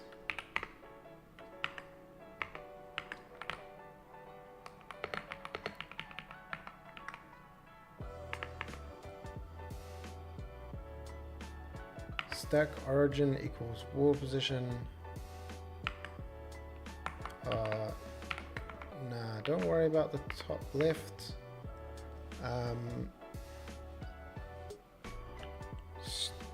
Storage coordinate. Sorry, stack dot half width equals, what are you? You're an F32.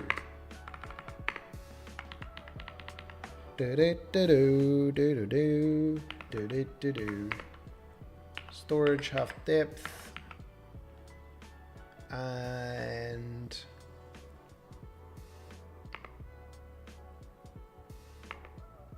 seems good. We don't know that. Now we need to do, I guess we can first of all say cargo stack pointer stack equals storage stack, and then change this to stack. Okay. Now we want to say stack cargo equals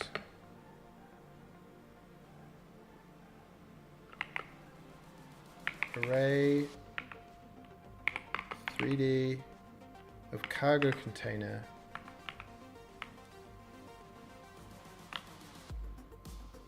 times stack width. Is this correct? Times grid width, yeah.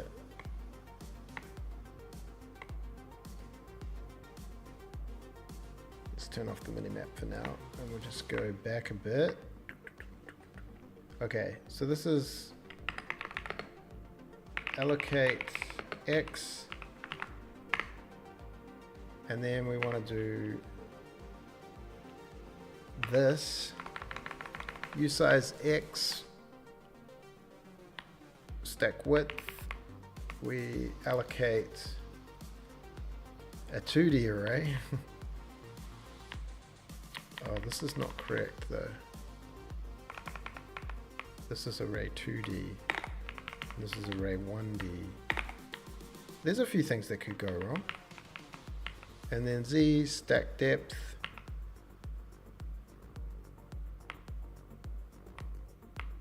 It is of size of cargo container array 1D. Size of cargo container, yeah. Okay, allocate X, allocate cargo memory.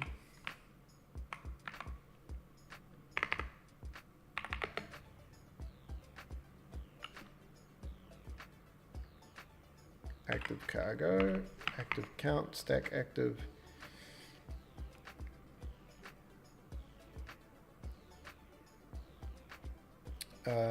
Stack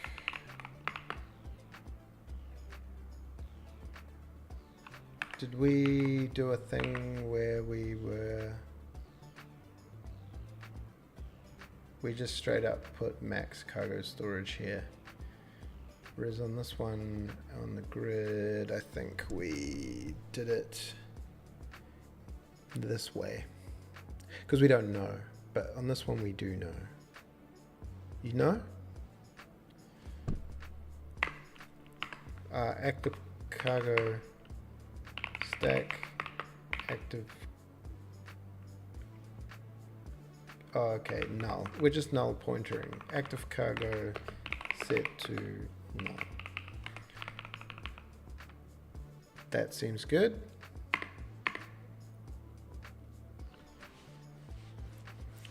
Storage coordinate equals cell coordinate equals world position. Why is there a rotation?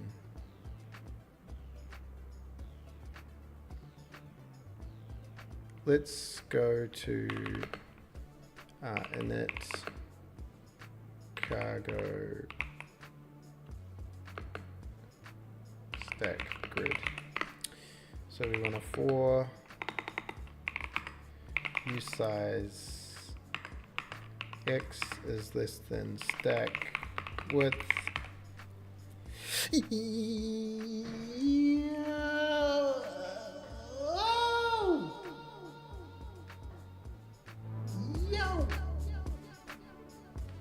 We're back.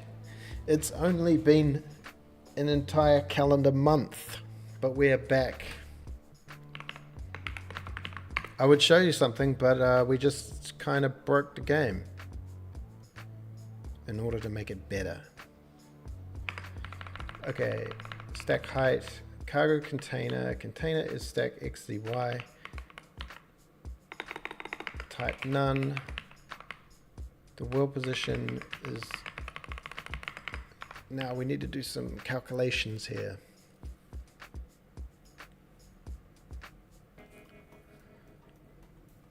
Yes, this thing. Ooh, the cell size. Damn dirty bugs. Well, we are the bugs in this case because everything was working fine, and now we're trying to add features. Destructive features.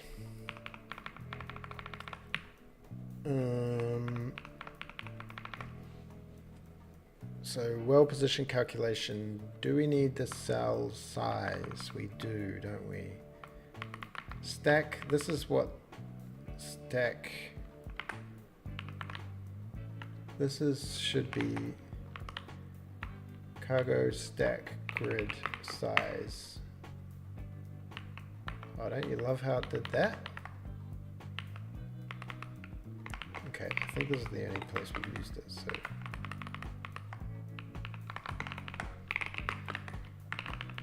And it's going to be like...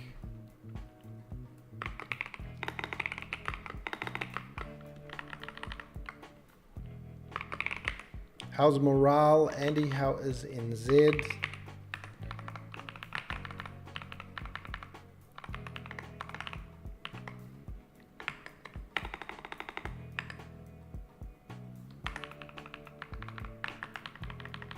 How goes the motherland? So we also need a thing called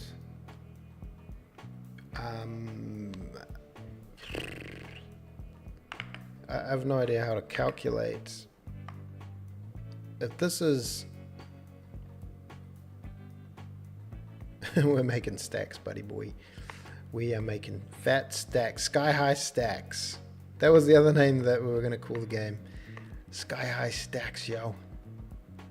If this is 1 unit, then it is 1/7 of a unit, something like that. Fine tunage, do some fine tunage. We could define cargo stack cell size X 1.f over cargo grid size X. Yeah, this seems fine.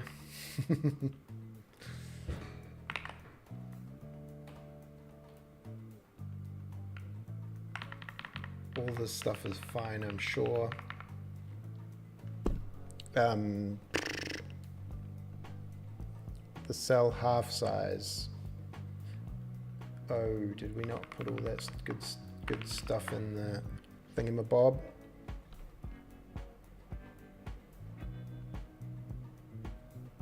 Half width, cell size. Don't worry about that, but I think we want to go vector 3. World position? We don't need that, that's the origin. We're going to say cell half size for reasons. Stack cell half size equals vector 3, and we want cargo stack cell size X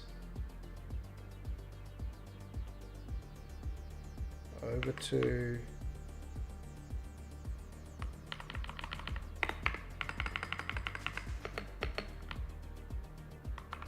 let's do it like that, do it like that.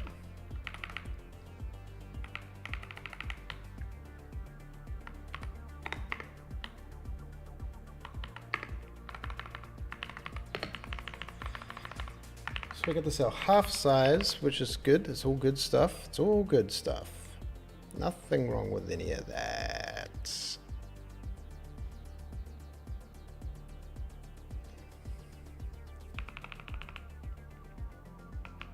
This is quite a lot of messing around just to draw some stacks.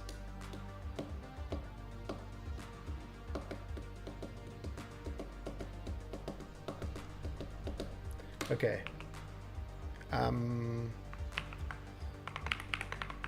So we can say container world position equals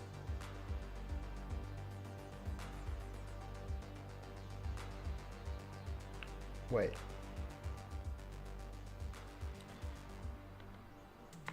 It's a little more complex than that, friend. I wish it were so simple. Vector 3 position equals yeah, now that's more like it. Copy my one that already works. Plus stack origin Y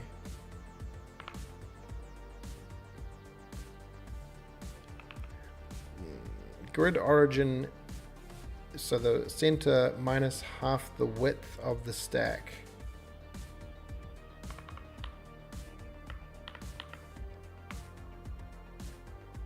F32 of X times, we could just use stack stack cell size dot X. So this is, we'll just copy our homework. We don't do any casting.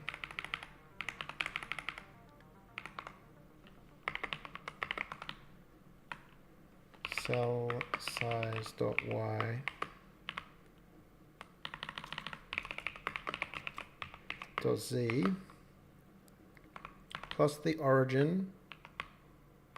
This doesn't need to add the origin, I guess. origin minus stack half depth plus stack half cell size. Oh, I did it like that. Okay. Nothing could go wrong there. I guess we can just say container our world position equals a vector 3.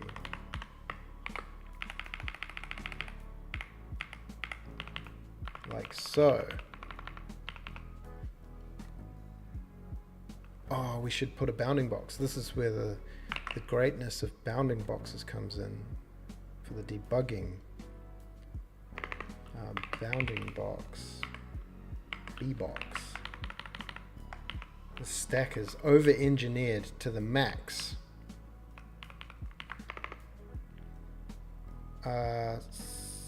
Container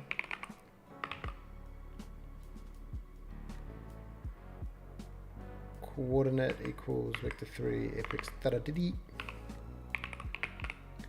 Don't worry about that.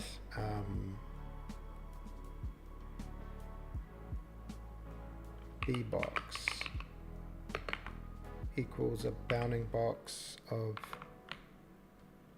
still bounding box position.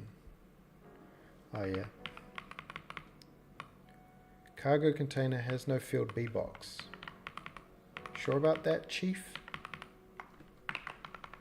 Oh, this is a cargo container. Yeah, my bad. Right, you were.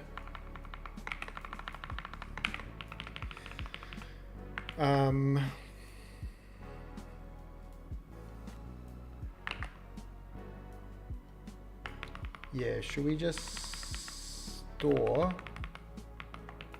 instead of a model, we just want a matrix transform matrix. And we can say container transform matrix equals matrix identity, and then multiply move. Oh, I like the way it formatted it like that.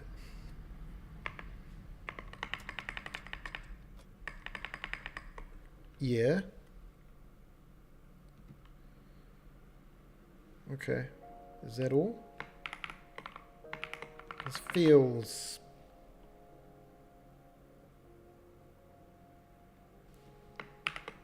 brittle.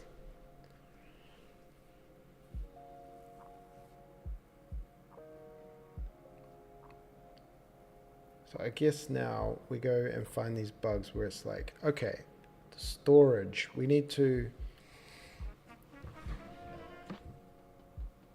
storage, we get the storage. So this is gonna do this process.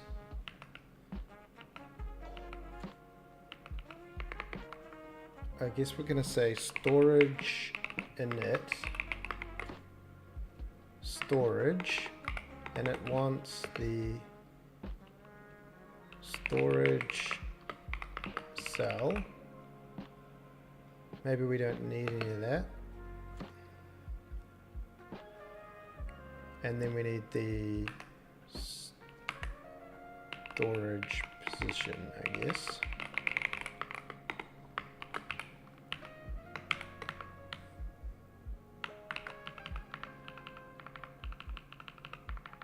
So that, oh, init storages.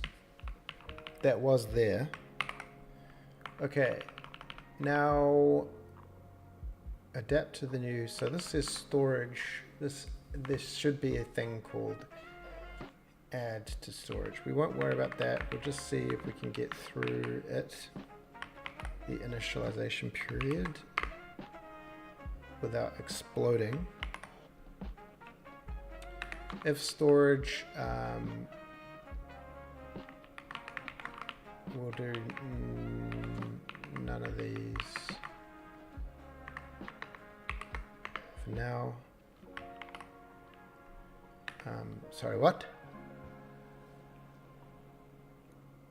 How many issues do we have? Okay, we've got to do all this. Oops.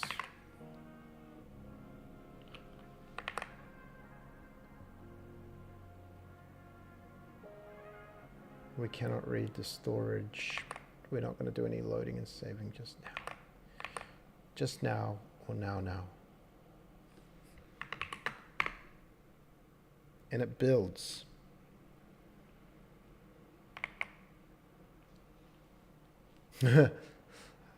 Okay.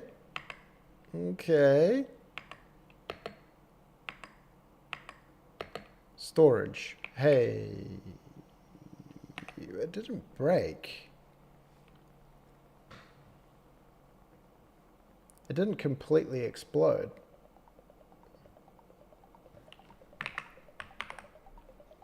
Are we allocating a lot more memory now? No.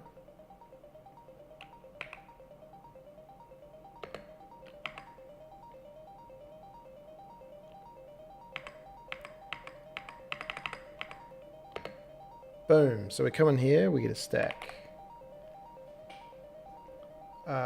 Storage.stack, so it's completely uninitialized. You can look at the stack, we're populating that. The origin looks good.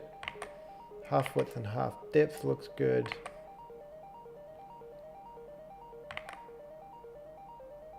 Oh, we don't actually set the cell size, it's probably important. Let's set the stack cell size like that, because then what we're going to do in the rail, we have this silliness where we're actually drawing in the rail thing, the stacks. Okay, so this is draw the platform. Now we want to draw the cargo. For now, the B boxes. This could be quite taxing. There's no such thing as cargo count now. You don't know nothing. Let's just say 21 of them. We're going to say cargo container pointer equals storage containers cargo what is it, stack dot cargo I, and then Genie debug bbox container bbox red container dot, oh, what does bbox want? A min bbox dot min container bbox dot max. Red seems a little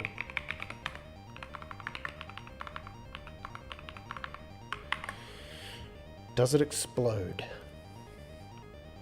Oh, I almost pushed load. That would have been a mistake. Oosh. Oh yeah. Let's go through this, see if we don't crash. Wow. Look at that. So good.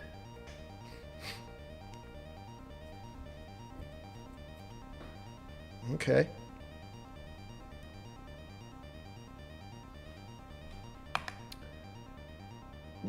Could be something to do with the bounding box. Container world position.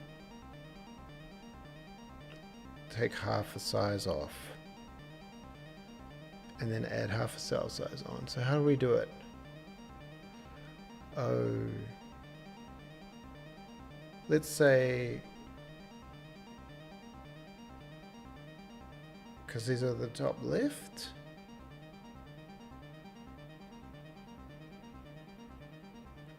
bounding box position. We go vector 3. This might be just longhand.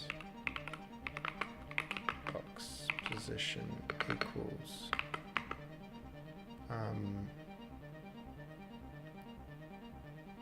Why are we getting the cell when we've already got the...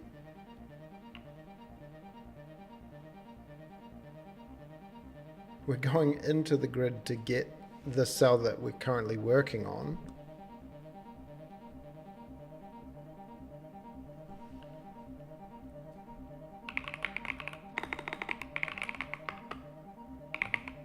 World position X minus stack half cell size. Which is sort of similar, the same thing as what we're doing here, right? Bounding box position, and then we add the bounding box position and a full stack dot cell size dot X. I think this is just the same thing.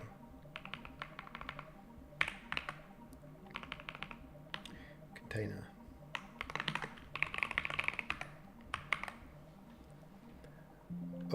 Sorry mates. What is it called then? Oh, this is stack.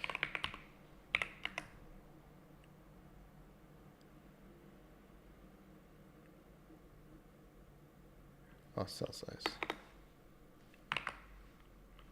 Is not a... hate these lingering errors.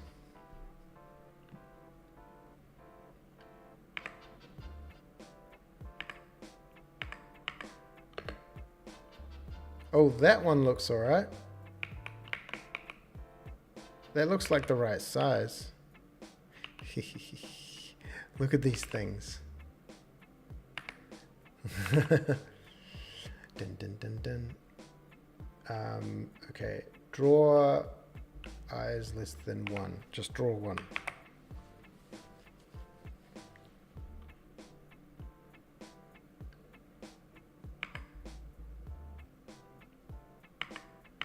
Oh, I'd have to do this over and over again.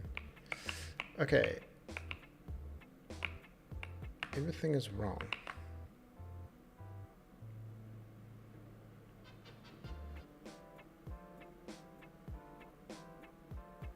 Oh, that's why. Oh, we can't just do a one-dimensional loop, can we? We need to loop through all of them. For U size X equals cargo stack grid size X, and then we need a for U size Z cargo stack size Z grid size Z, and then we need a for I'm just waiting for thing to do it for me. Y cargo stack grid size Y. Then we need to get the container from the grid. X Z Y.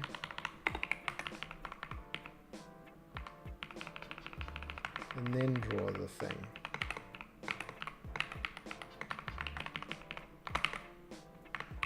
Now do we build? No wonder we're getting strange data. Ba beep ba da da dee dee da. Hey, there are our containers. Perfectly where we wanted them. Beep beep beep. Man, what a beast. Just drawing them containers.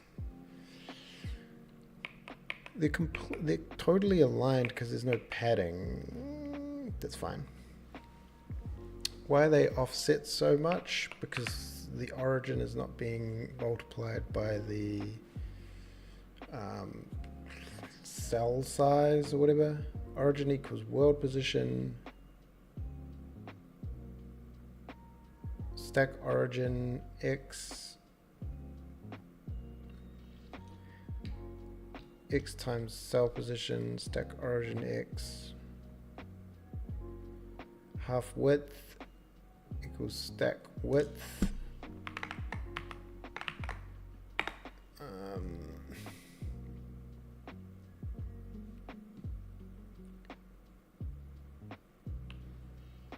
Cell size, world origin X, origin O. That's just because we're going from the top left on this one, it's the center, hopefully.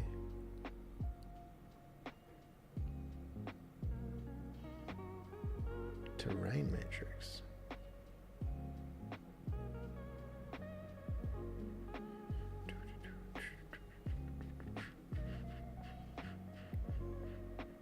Oh, there's so much complication in that thing.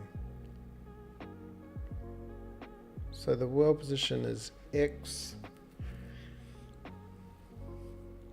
plus the stack origin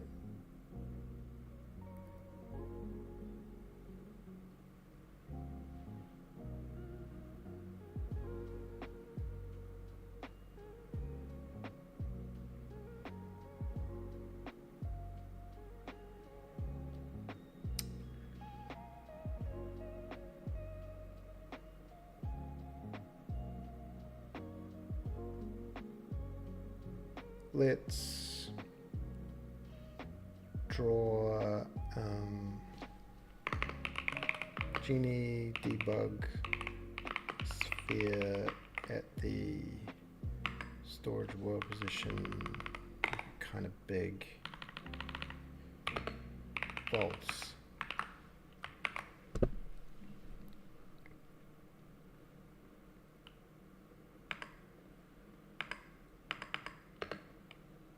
Okay, so that is kind of high up.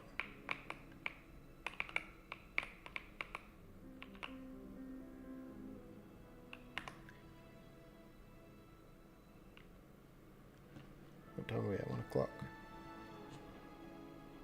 Be pretty cool to get them all sorted and do the thing.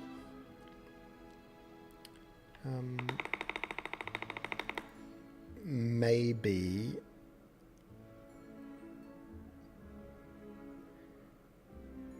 X times grid cell size plus the grid origin X. Maybe we don't need to subtract all this. Maybe let's just pop a thing here and a comment there and see what that gets us.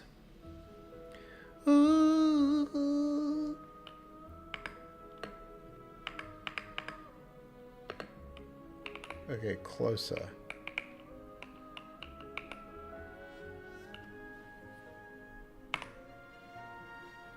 Oh, we do need stack origin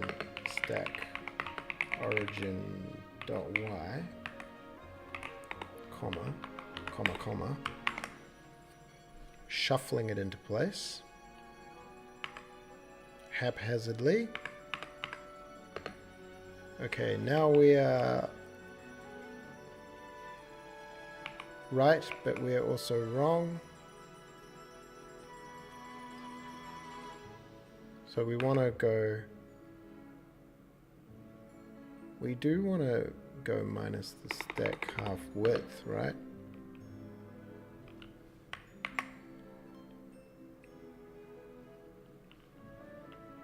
This is where we need hot reloading. I don't think we do. That's a lot.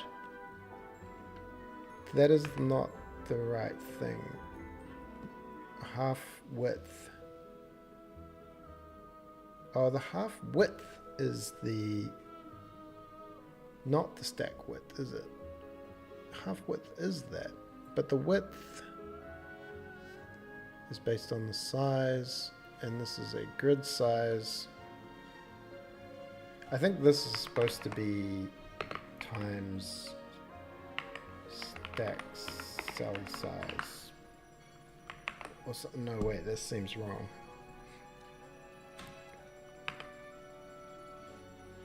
Oh, buddy boy. That's even further away. It's going to be like It's going to be somewhere way in the distance.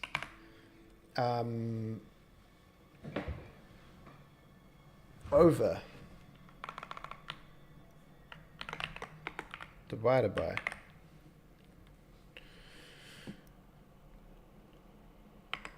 dum dum dum dum dum.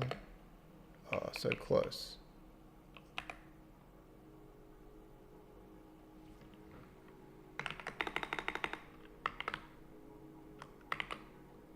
Is that the same? I feel like this is the same. Excuse that. Excuse me.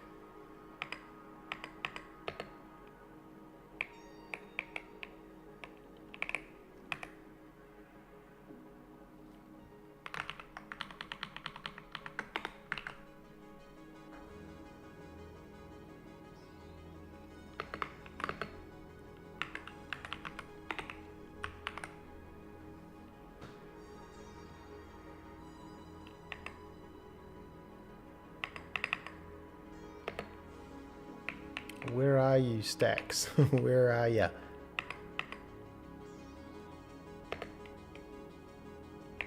I see not the stacks. The stacks have become invisible.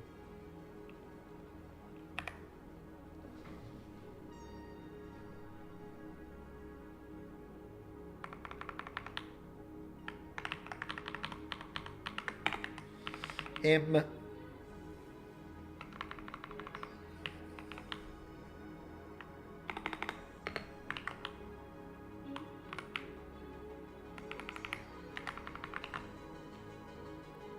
Cell size, cell half size.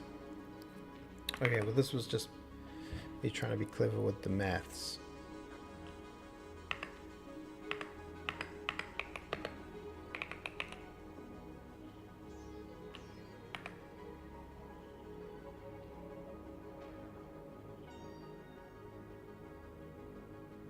Are we doing by half width? Plus the origin minus half the width.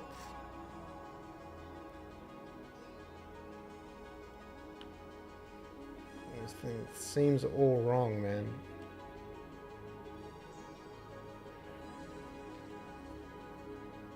Because this is not a... I guess...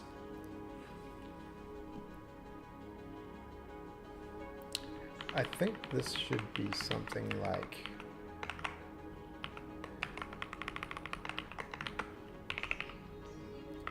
It only works on that because everything's on 1, whereas this is smaller than 1.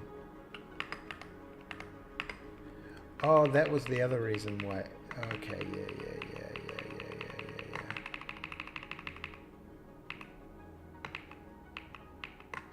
Because these haven't been set yet. It's probably important to set them before doing that.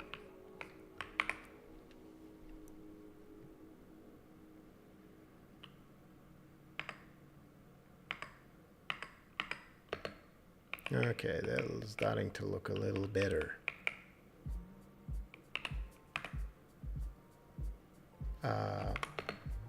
Plus stack half size X.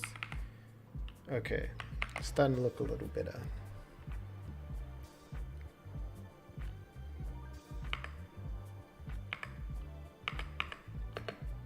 Yeah.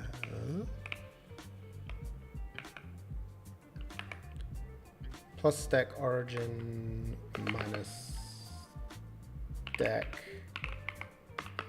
cell half size Y. Dun dun dun dun dun dun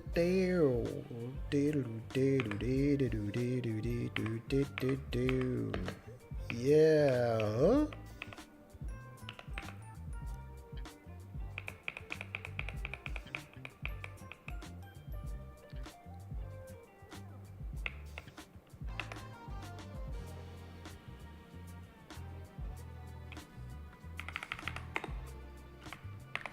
like they don't quite fit.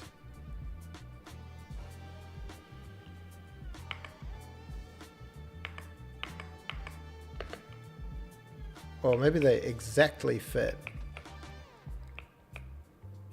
Is that lined up? Looks like it's still off the ground.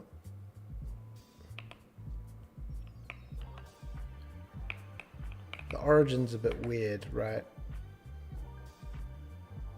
Well, that's okay. That's okay.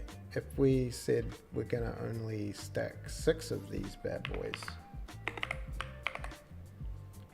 but then it's just gonna make them bigger, right?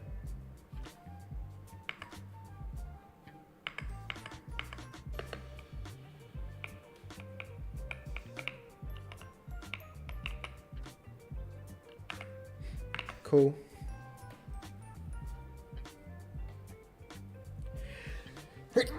Ah.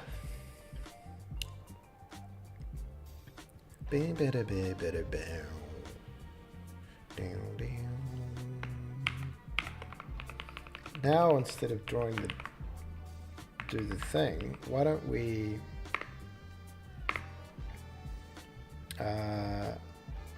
mesh data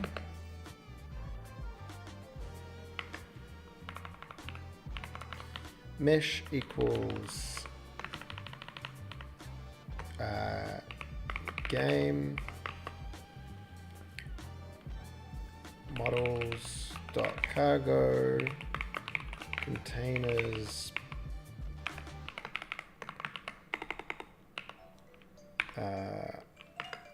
let's just go cargo type orange dot meshes 1 dot material equals meshes thing dot matrix equals container transform matrix. Now what? Whoops.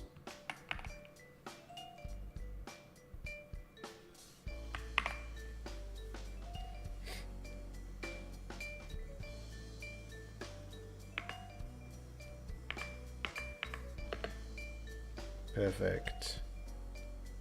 Oh, we must call the thing after we've made the data. Let's then also call Genie render object. That would help. Yeah. I think we could be onto something. Yes. Just to check, do we have a whole bunch of things somewhere or nowhere? I don't see any things. Do we set the transform matrix? Matrix identity, matrix multiply, container transform matrix with the world position.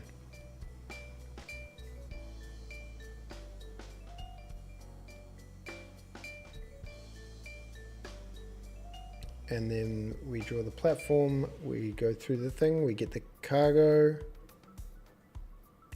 we get the mesh.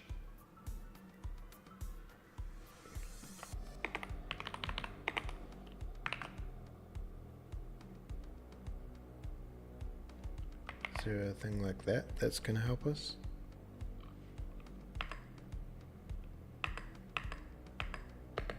Whoa, there they are. Ugh. Oh yeah, we need to also scale them. Do we not have the ability to scale them? Ooh,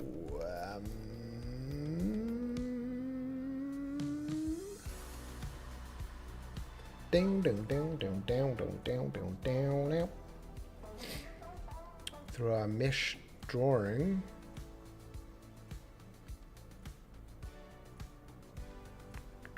Does a matrix include the scale?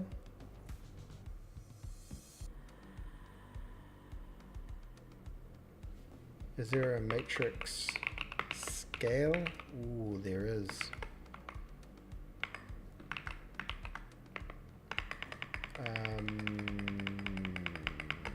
Container. Transform matrix. Do we do like that? Multiply and then matrix scale. 0.11 if. Does it contain the scale in a lowly 4x4 matrix?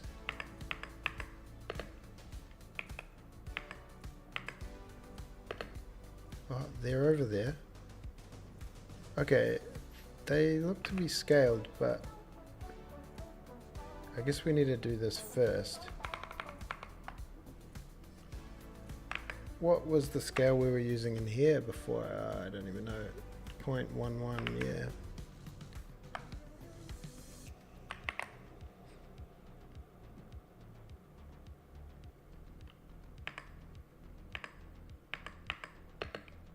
Oh, our stacks. Our stacks are stacking. And we could go back to game.h.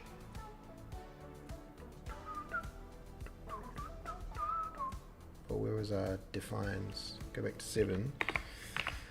And just check on models. Do we need to be... models. Are we not loading cargo count? Maps, materials dot maps, material albedo, texture equals game model text color map. Why is it not letting us draw like that? Why is it drawing off mesh 0 all of a sudden?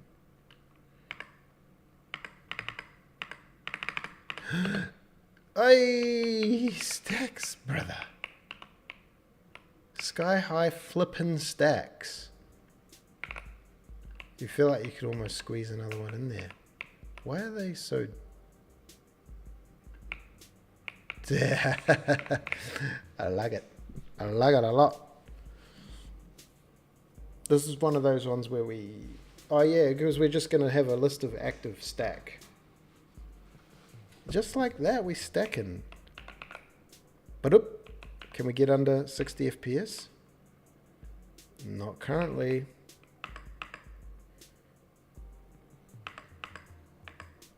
But streaming and recording. This is like, oh, max cargo storage is reached.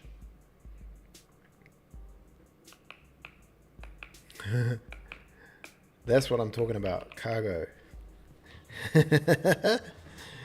There's a big stacks. Oh, yo. Oh, hey. Oh, okay. Hello. Sorry, I missed your messages. I don't know, bro. What do you use arenas for in your game, and when do you free them?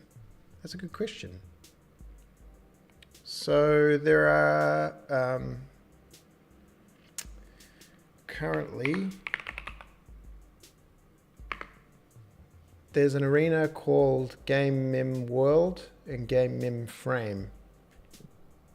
Frame gets reset every frame. So that's a good one if you want to do a query in a frame, like for anything. You just allocate to that and you know it's just going to get cleared. Then Mem World over here, you see, like when we build a grid, we're putting it in the world arena. Currently we don't have a method to switch worlds, but when we do, we'll clear the world memory and then start again. So that's kind of how it's broken down. I think that I might have an editor has its arenas. Yeah, mem permanent and mem frame. So mem permanent never gets cleared, but you know, everything might just fall into a couple of arenas at the end in the actual engine. But the cool thing about the arenas is that the arenas don't even malloc. They allocate to this thing called global memory, core memory, which is just an arena.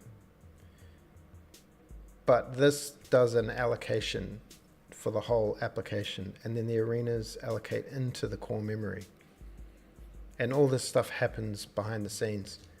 So when you ask for this arena allocate, Genie arena allocate stuff, it goes in and does an, that doesn't do anything, but when you go arena init, it memory allocates, and memory allocate is just a arena allocation for this main memory.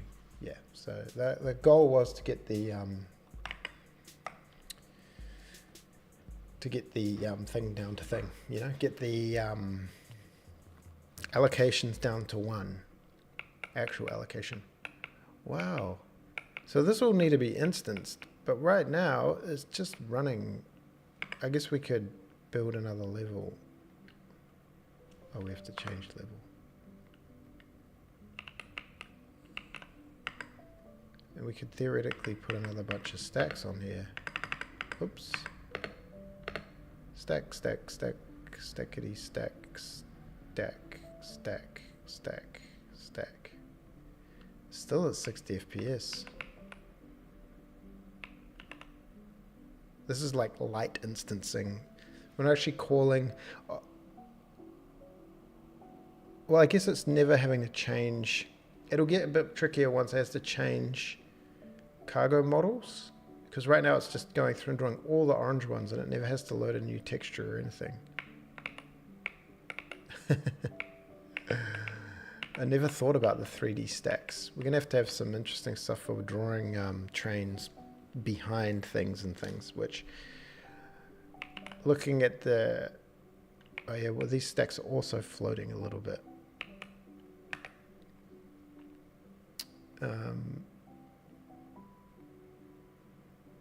The position minus the stack cell size Y.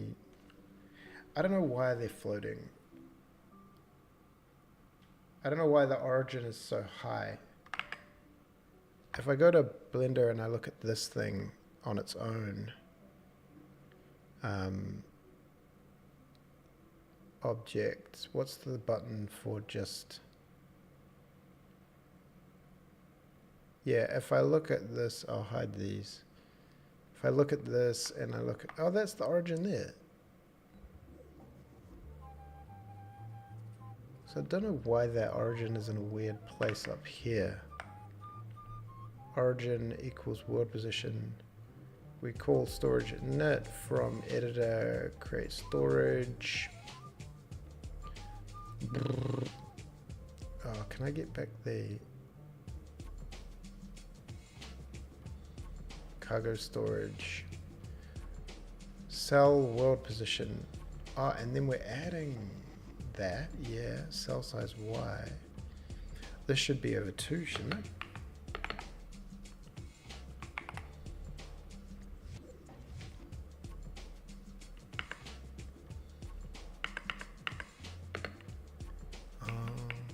Now the stacks are in the right place.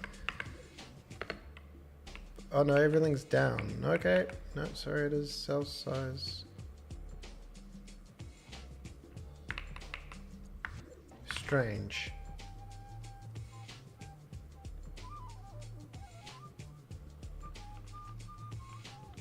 I don't even know.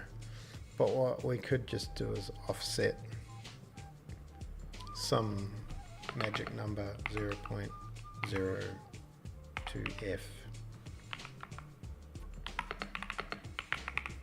Magic number. Not for now, could be forever.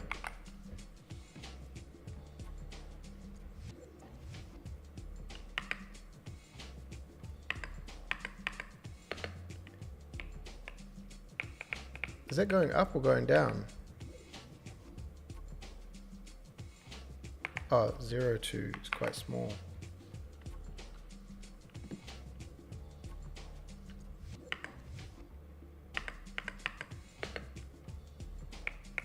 Oh yeah, it's inside of it. 0.8, I don't know. I don't know why this is. But I'm surprised it works at all, which is always a good sign. Yeah, close enough.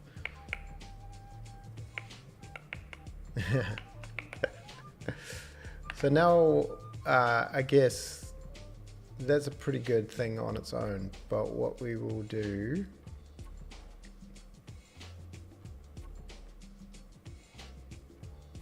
where's the actual draw call on this thing? I need my things back. Minimap. Enable the minimap. Enable the minimap. Where is draw? Draw. This is going to be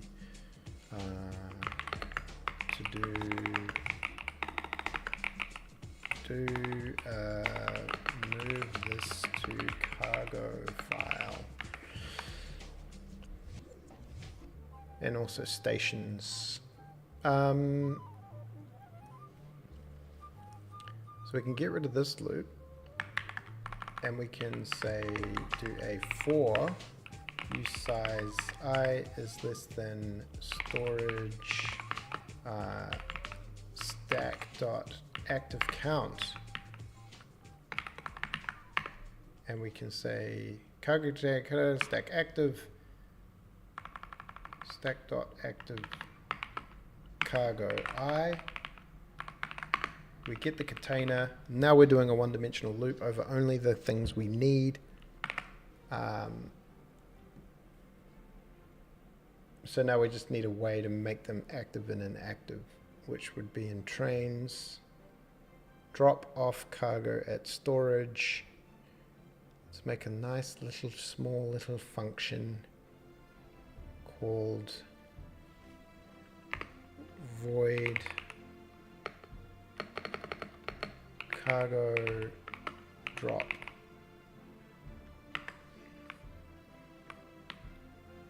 Yeah, is that it? I don't know if I like that name.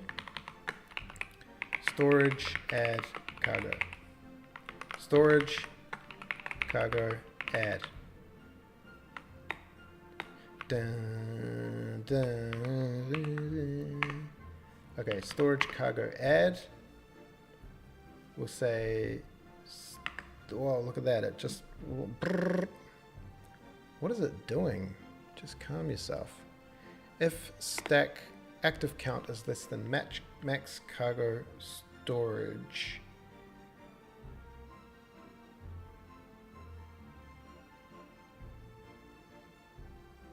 This is terrible. We just want to say cargo container pointer container equals stack active cargo stack active count. Container type equals type. Oh. Yeah, true. We have nowhere to like step into the, we need to get next thing. We need to get the next container in the stack.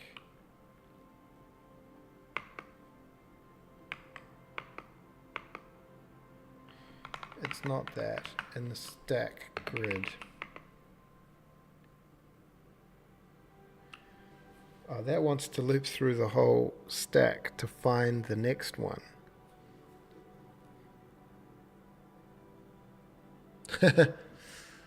Isn't there a way to...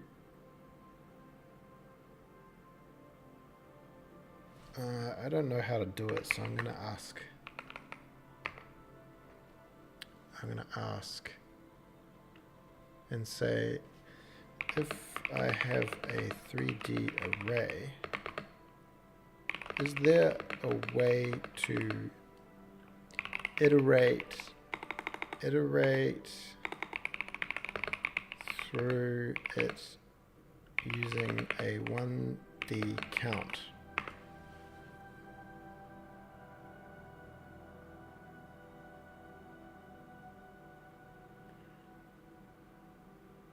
If stack active, okay.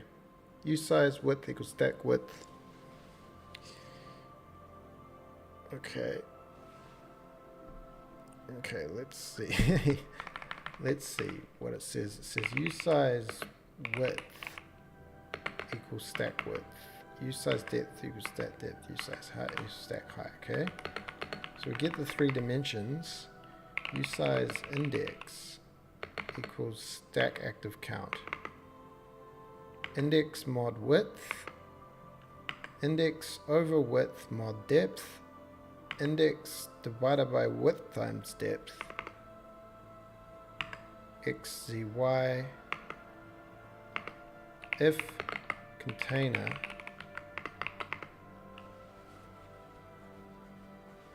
type equals type. Active cargo index equals container. Active thing else. Printf cargo container is none. Put a breakpoint there.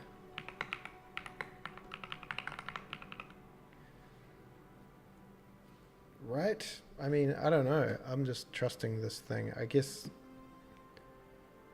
that's like a way to do that. So trains cargo storage equals storage, and we can say storage cargo add storage cargo type. Is that it? Oh, and we also need to say cargo type equals none. Cargo type none.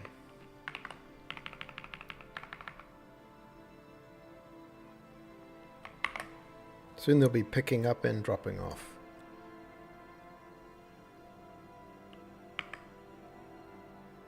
So the idea is one of these and one of these. Oh, rail.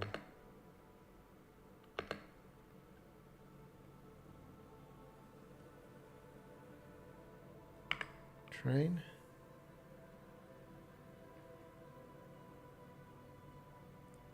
Active count. So why did we add one? Our thing was 0. Did we not check?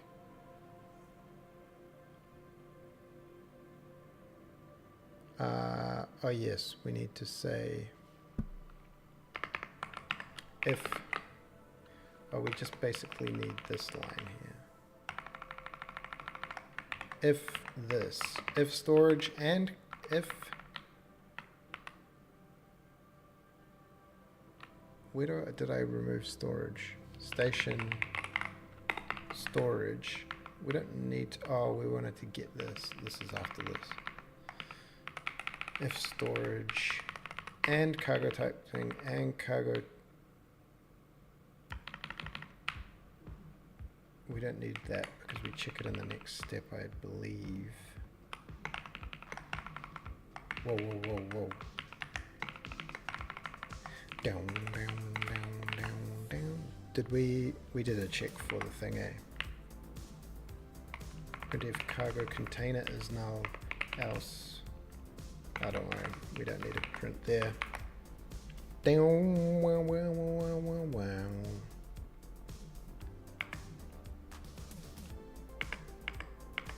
Feature, feature. Rail, rail. Beep, beep, beep, beep, beep, beep, beep, beep, beep. Train. Pick up.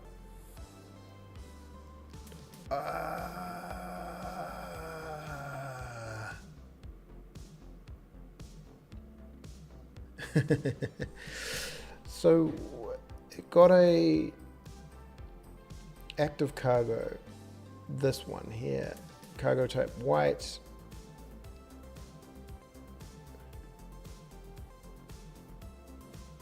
world position, coordinate, bounding box. So that data looked fine. Access reading violation at cargo stack active cargo. Cargo, what do we do here? Let's just step through this. Oh, the rebuilding and rebuilding.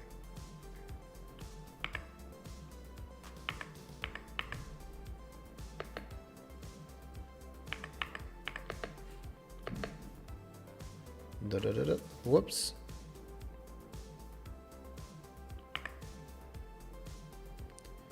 I did. I've been at the mountains. They were misty. Okay, cargo storage add. Storage is legit. Stack looks fine. If stack active count. Okay, width, depth, height, deep. This is this thing that said we're going to be able to get a container. Cargo type none. What was X, Z, Y, 0? Yeah, that looks right. If container. Container type. Index. 0 equals container. Active count plus plus. Cargo type.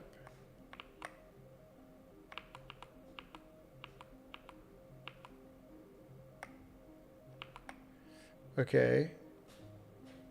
But then when we get here, what happens? Storage, we've got the storage.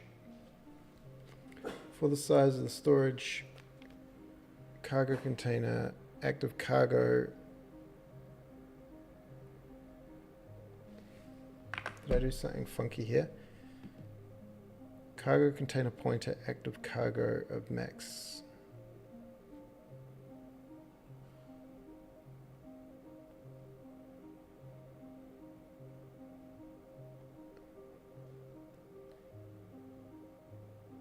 Why is that a weird read? Is it because I'm reusing I or something?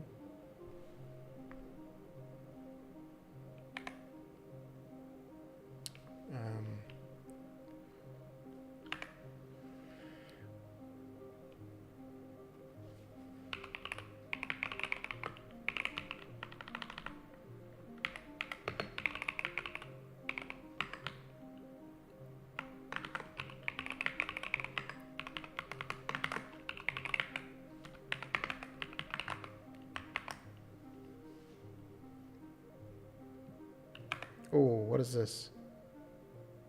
Container pointer equals, oh, we don't want the address of it, we just want it. Yeah, that's what we want. We want it. It already is a pointer, man. Don't point to the pointer. That's crazy.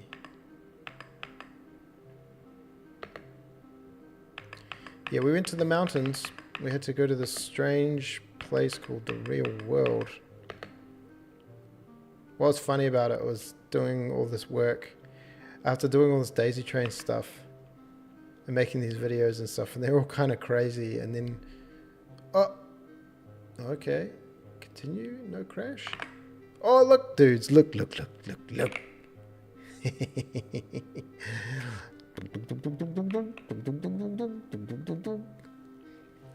Yeah. Oh, there's something about streaming, you're like, I'm going to take it easy, not try anything too difficult.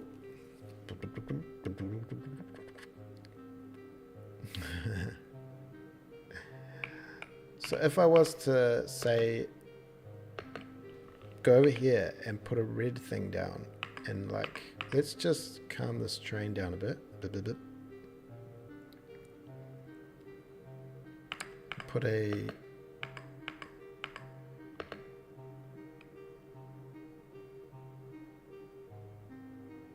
we're going to go out here, we're going to divert, pick up some red blocks. We're going to go in here, it's going to go that way, it's going to go this way, and then what happens if I do that?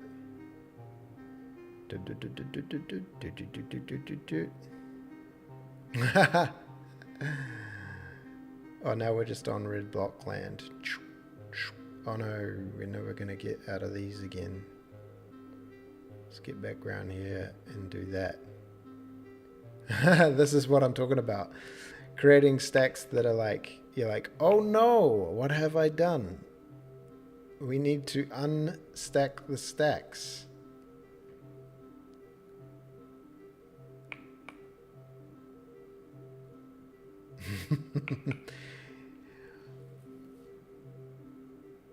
I guess what would happen, you just got to make sure the train, because right now, as soon as it enters this cell, it's going to be like, hey,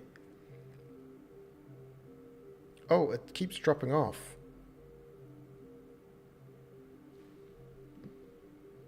Pretty cool though. Yeah, my thing about the real world, working in the real world. I know there's something about this project that it's like it's built on a lot of fun ideas and stuff. Yeah, you know, this is just a metaphor for programming. The train is storing in the stack. Yeah, because we have no heap in this game. There's one. Actually, everything's on the heap, but we don't. Yeah, heaps of stacks, bro. Yeah, the real world, the projects are so serious.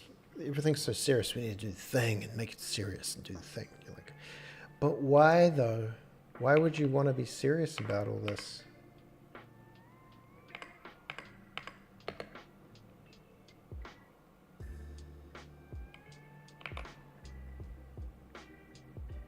Yeah. Do do do do do do do do. Well, this train line. Oh, it's still dropping off. That's funny. Do do do do do do do.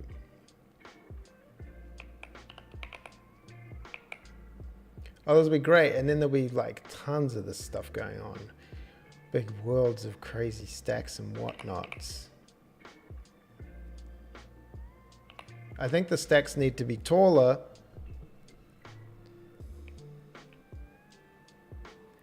And also I think they need to animate up onto the thing.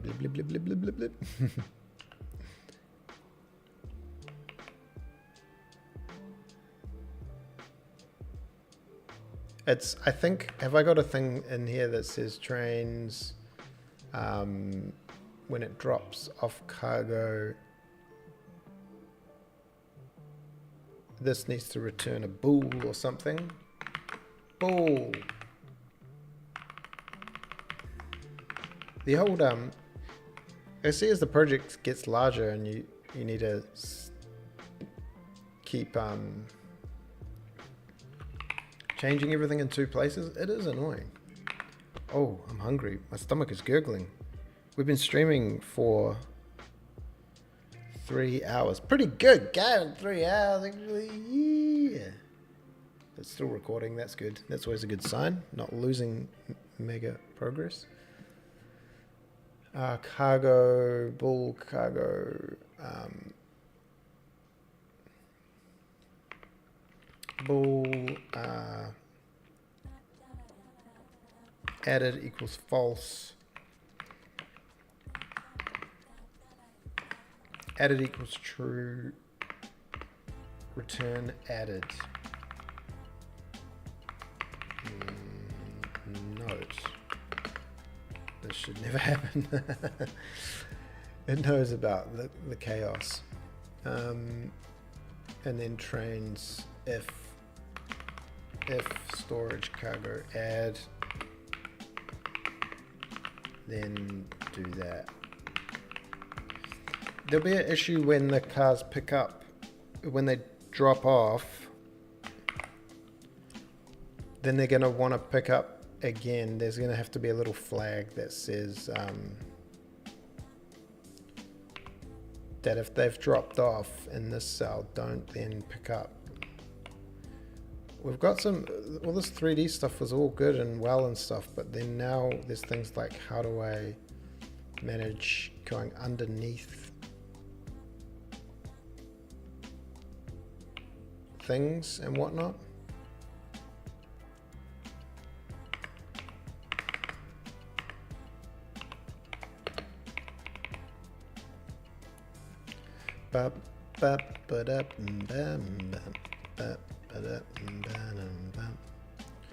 Alright, let's make some sort of crazy train that goes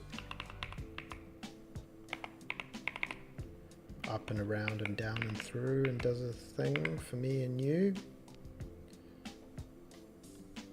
Goes up and around and down and through.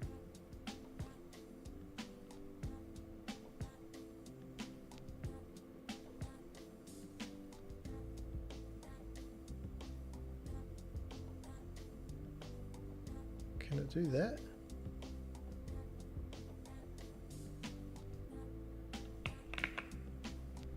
Yeah, because when I go here, then now it's raycasting onto that thing and it ain't gonna work. We're gonna have to do a thing where maybe it just disables, if you're building, it disables something.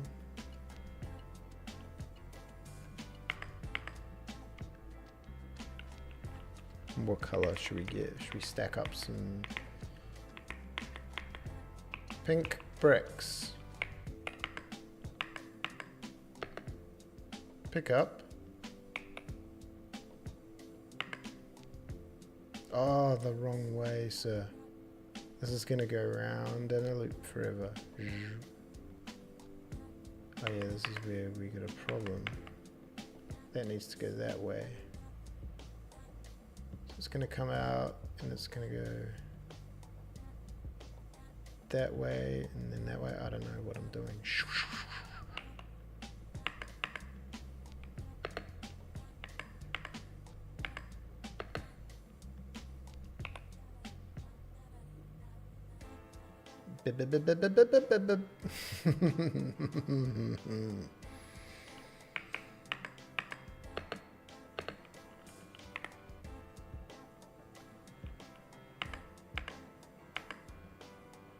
Oh yeah, you just gotta be a little careful.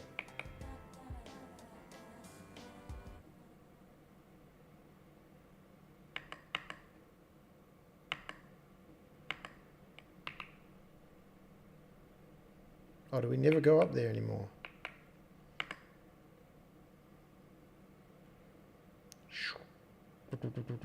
Why does that not display an arrow? Oh no, now we're coming out that way.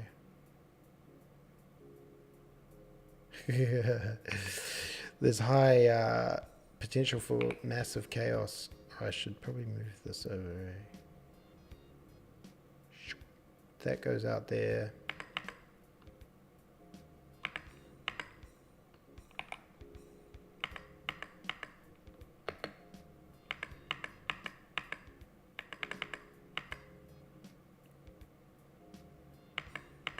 Oh, I'm confused.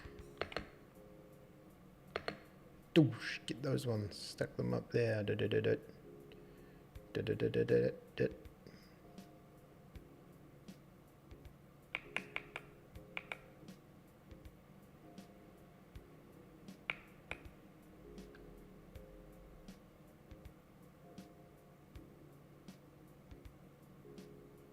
Can we get another train in here?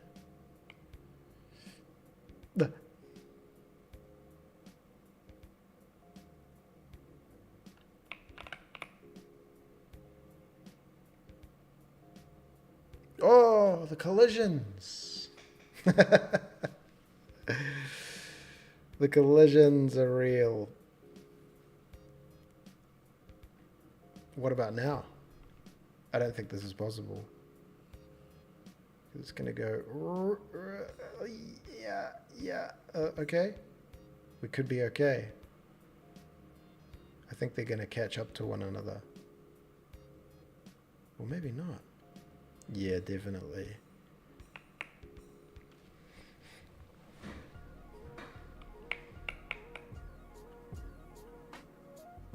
Duh. It seems kind of alright.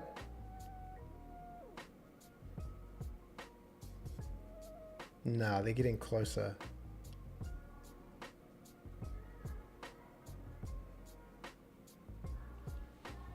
It's catching it.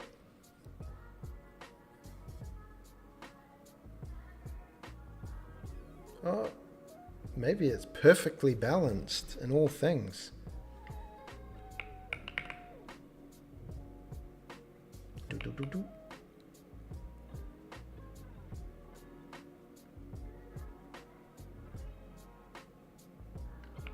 Mesmerizing.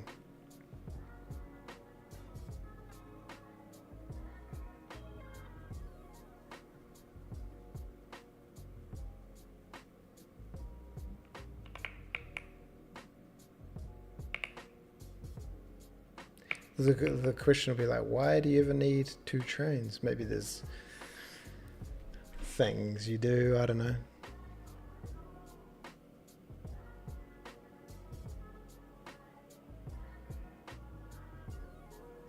How good?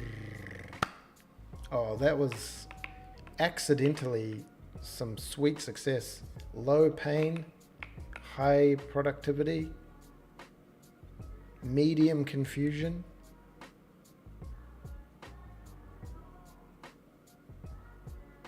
Yeah, I'm pretty...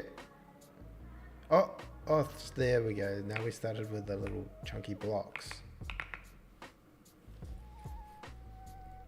Now we're stuck.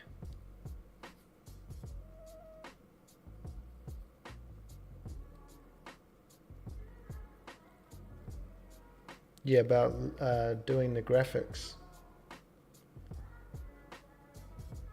Doing the lighting and the shading and stuff. It is quite a lot, but I think it could end up looking quite cool with a nice little lighting model. Doesn't have to be too complicated. It kind of looks cool like this. This is just some real simple cell shading stuff going on. But the terrain needs to look cool somehow. I don't know how. Anyway, I think I'll call it there, go have some lunch.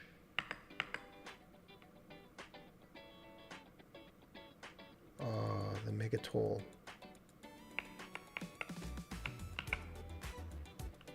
Really good to be back, and good to see the peeps in the place coming through and hanging out, chatting shit and all that.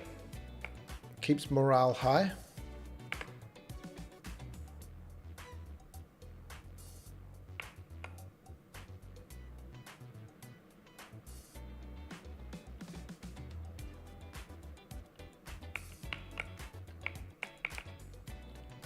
Just don't call it a mobile game. Maybe we should do one just before we go. We could do one more little experiment.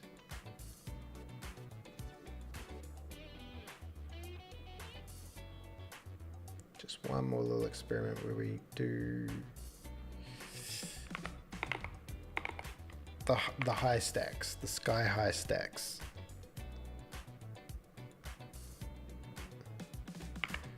We're gonna draw a thing, and then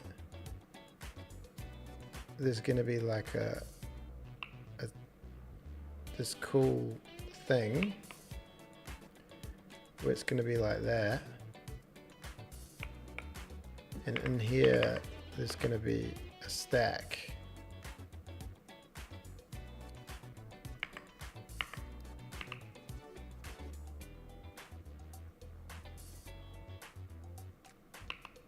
And just for excitement's sake, there's going to be like a mountain.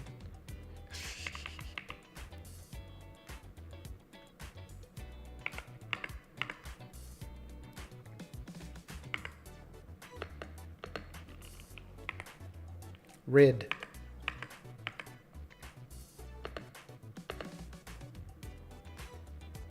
Oh no. Oh no. It's not a very interesting train line, but you know, whatevs.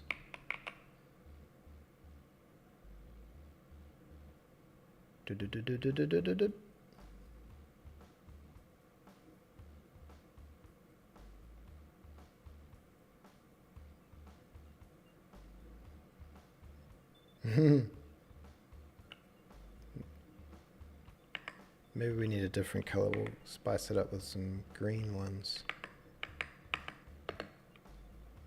Green.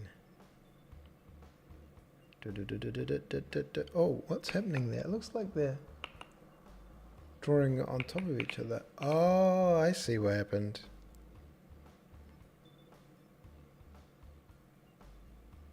Grid size.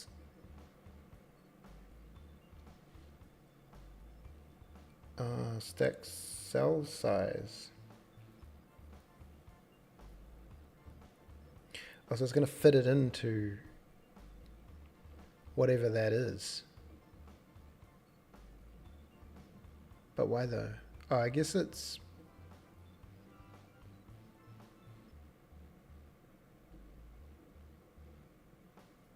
How do I calculate that properly?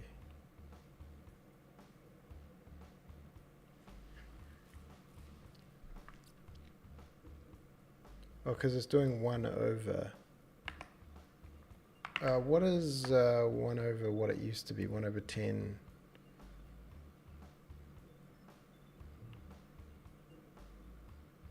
If I do 2, I don't know how accurate they were before.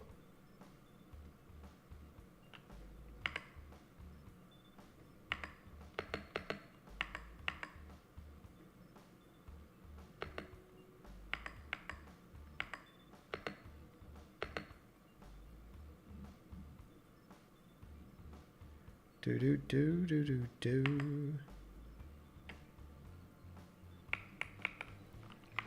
Go fast train.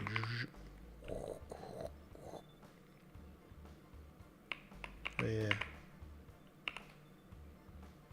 They just happen to be the right size.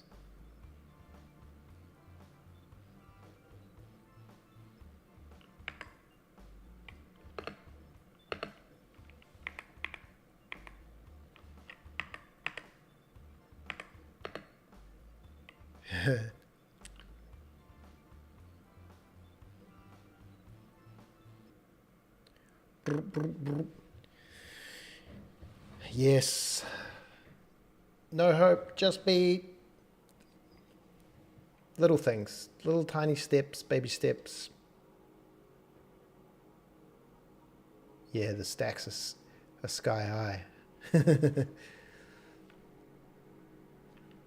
Slow down, train, before you fill this thing with blue cargo. Yes, yellow cargo. Now.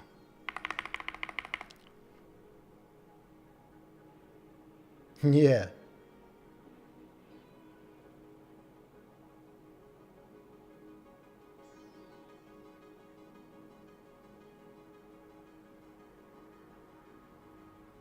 I think the 3 dimensions was worth it just for the stacks.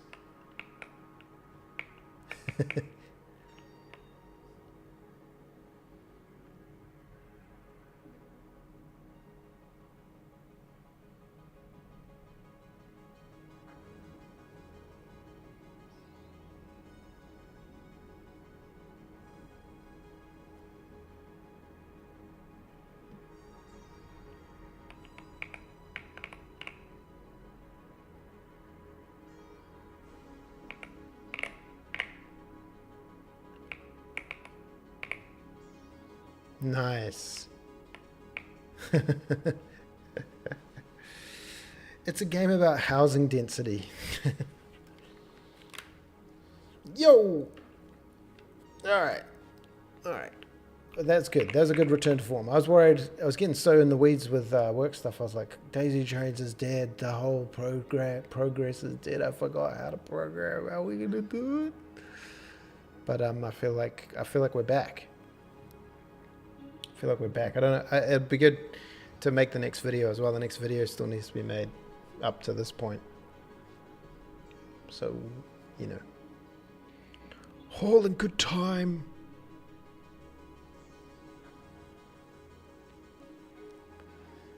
Yeah. Maybe I need to add a world to my world.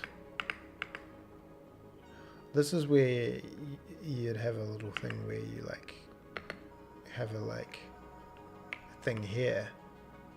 So then you could have a station on this side that obviously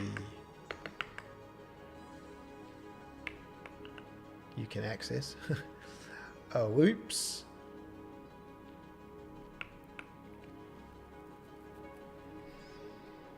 Stack limit is 7 times 20 times 7 3s are 21 times 20, 2 2s is that 400 and something? 7 times 20 times 3. 420. Oh, it's 420. That seems like a good magic number. It was 256, but then we started just going off our Blender file. The other thing we were talking about was the world, because in the original one there was like the stacks were often in between the levels. Yeah, we updated it, but I thought in this case maybe there's like a concept of like a dock or something, and it just links the two islands together. So once you bring things to a stack on the coast or whatever, then you can, it acts as a bridge maybe, and there's little boats that go meow meow meow and then you can yeah, move things along the islands.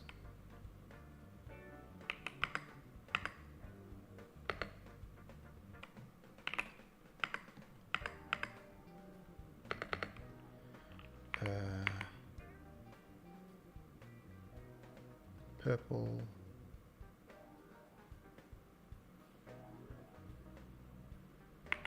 pink. Station there, station there, station there, station there. It's going to be doable. Come in through here, then out, then around.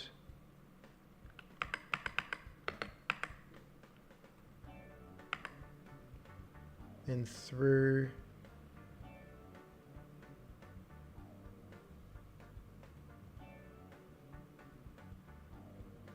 Then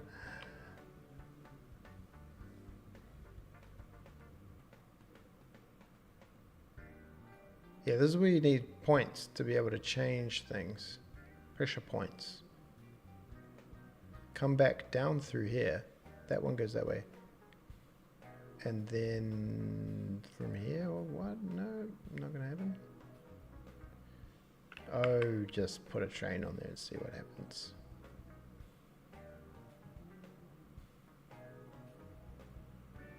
This is just gonna go in a loop now. Oh, this one's connected. It picked up the purple ones because there's one next to each one.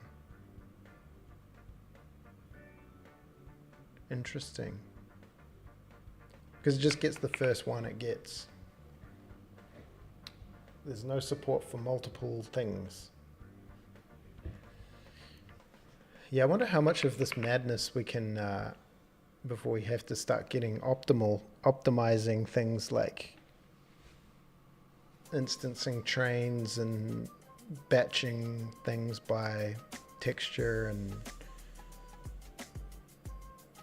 right now the terrain's pretty terrible because it goes through the terrain and keeps switching the block types and stuff.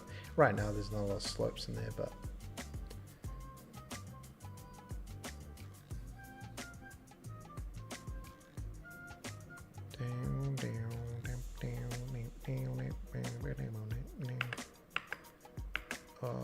what happens if I put a thing there? Is it going to go? Oh, interesting. Oh, also it did that on that one as well. Wow. So many possibilities. That's cool. They kind of fade into each other.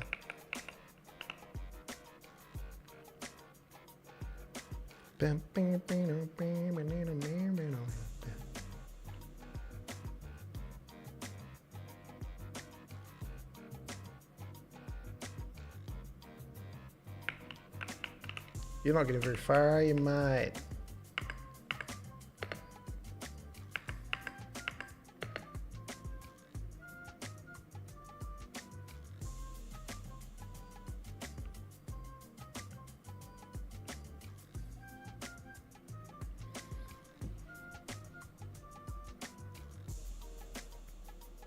For these things,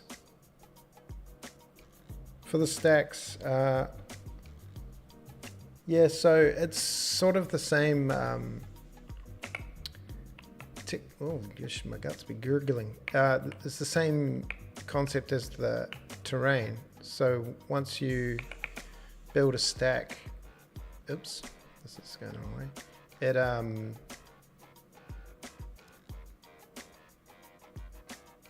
It just allocates, a block of 420 containers, and the containers contain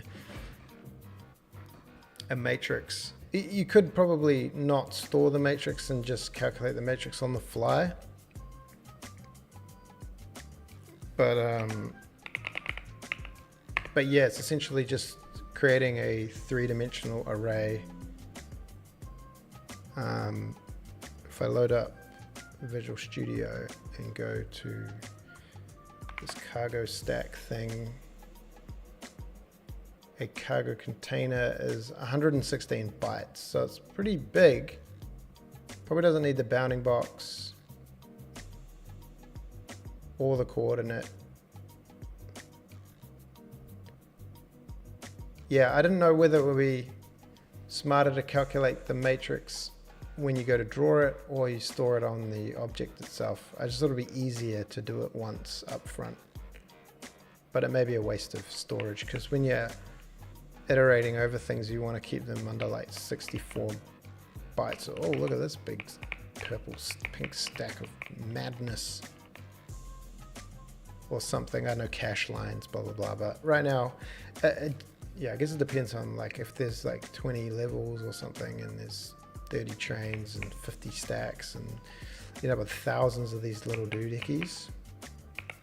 It'd be interesting to know at what point you need to start being smart about optimizations. Right now I've locked it to 60 FPS, so I can't even see what real frame rate we're getting. But there probably needs to be profiling for like the time it takes to do all these routines, and have them all up so you can see how long it takes to draw container stacks. You probably want to batch all the containers into like each color, and then draw all the all the white ones and that are visible. Oh yeah, and you also need like culling, because right now it's drawing all these ones even if they're off screen.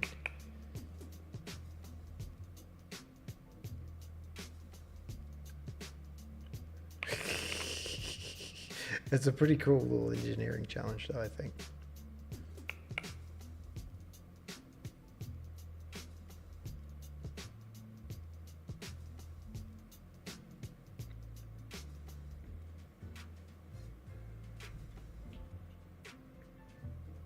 Need to be able to turn stations on and off.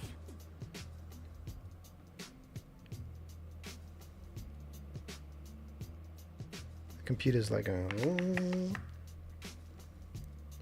Right now, oh yeah, the GPU's going quite hard. It's using a bit of memory. I don't know what it's using it for though. How much is the game using?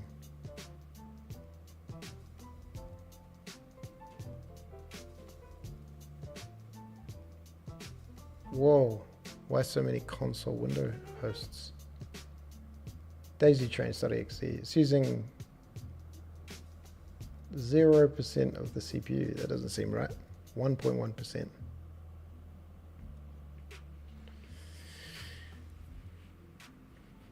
Oh, okay. I tried to stop streaming. Memory versus storage stuff. Yeah, because you're like, there's all these things about like your structure should be small, and then I'm like, if they're small and they point to other things, or you start having like entity component systems, we store all the matrices, say for all the cargo stacks, in just one giant array.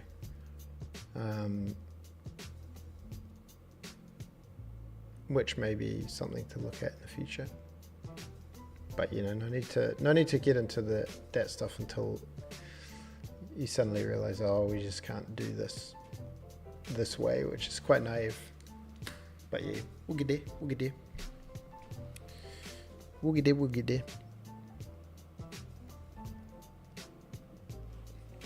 It's like a little children's building block game, but extremely confusing. Don't draw the cells, but draw the computer terrain mesh. Oh, I don't want to do all that. Draw the bounding boxes. Terrain cells. It looks like a little... I love these little resource buildings. This is so janky.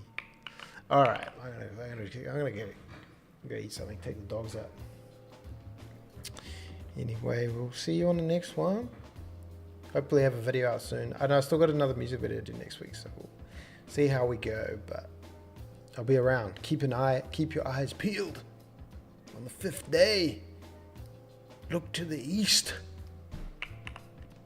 To the east.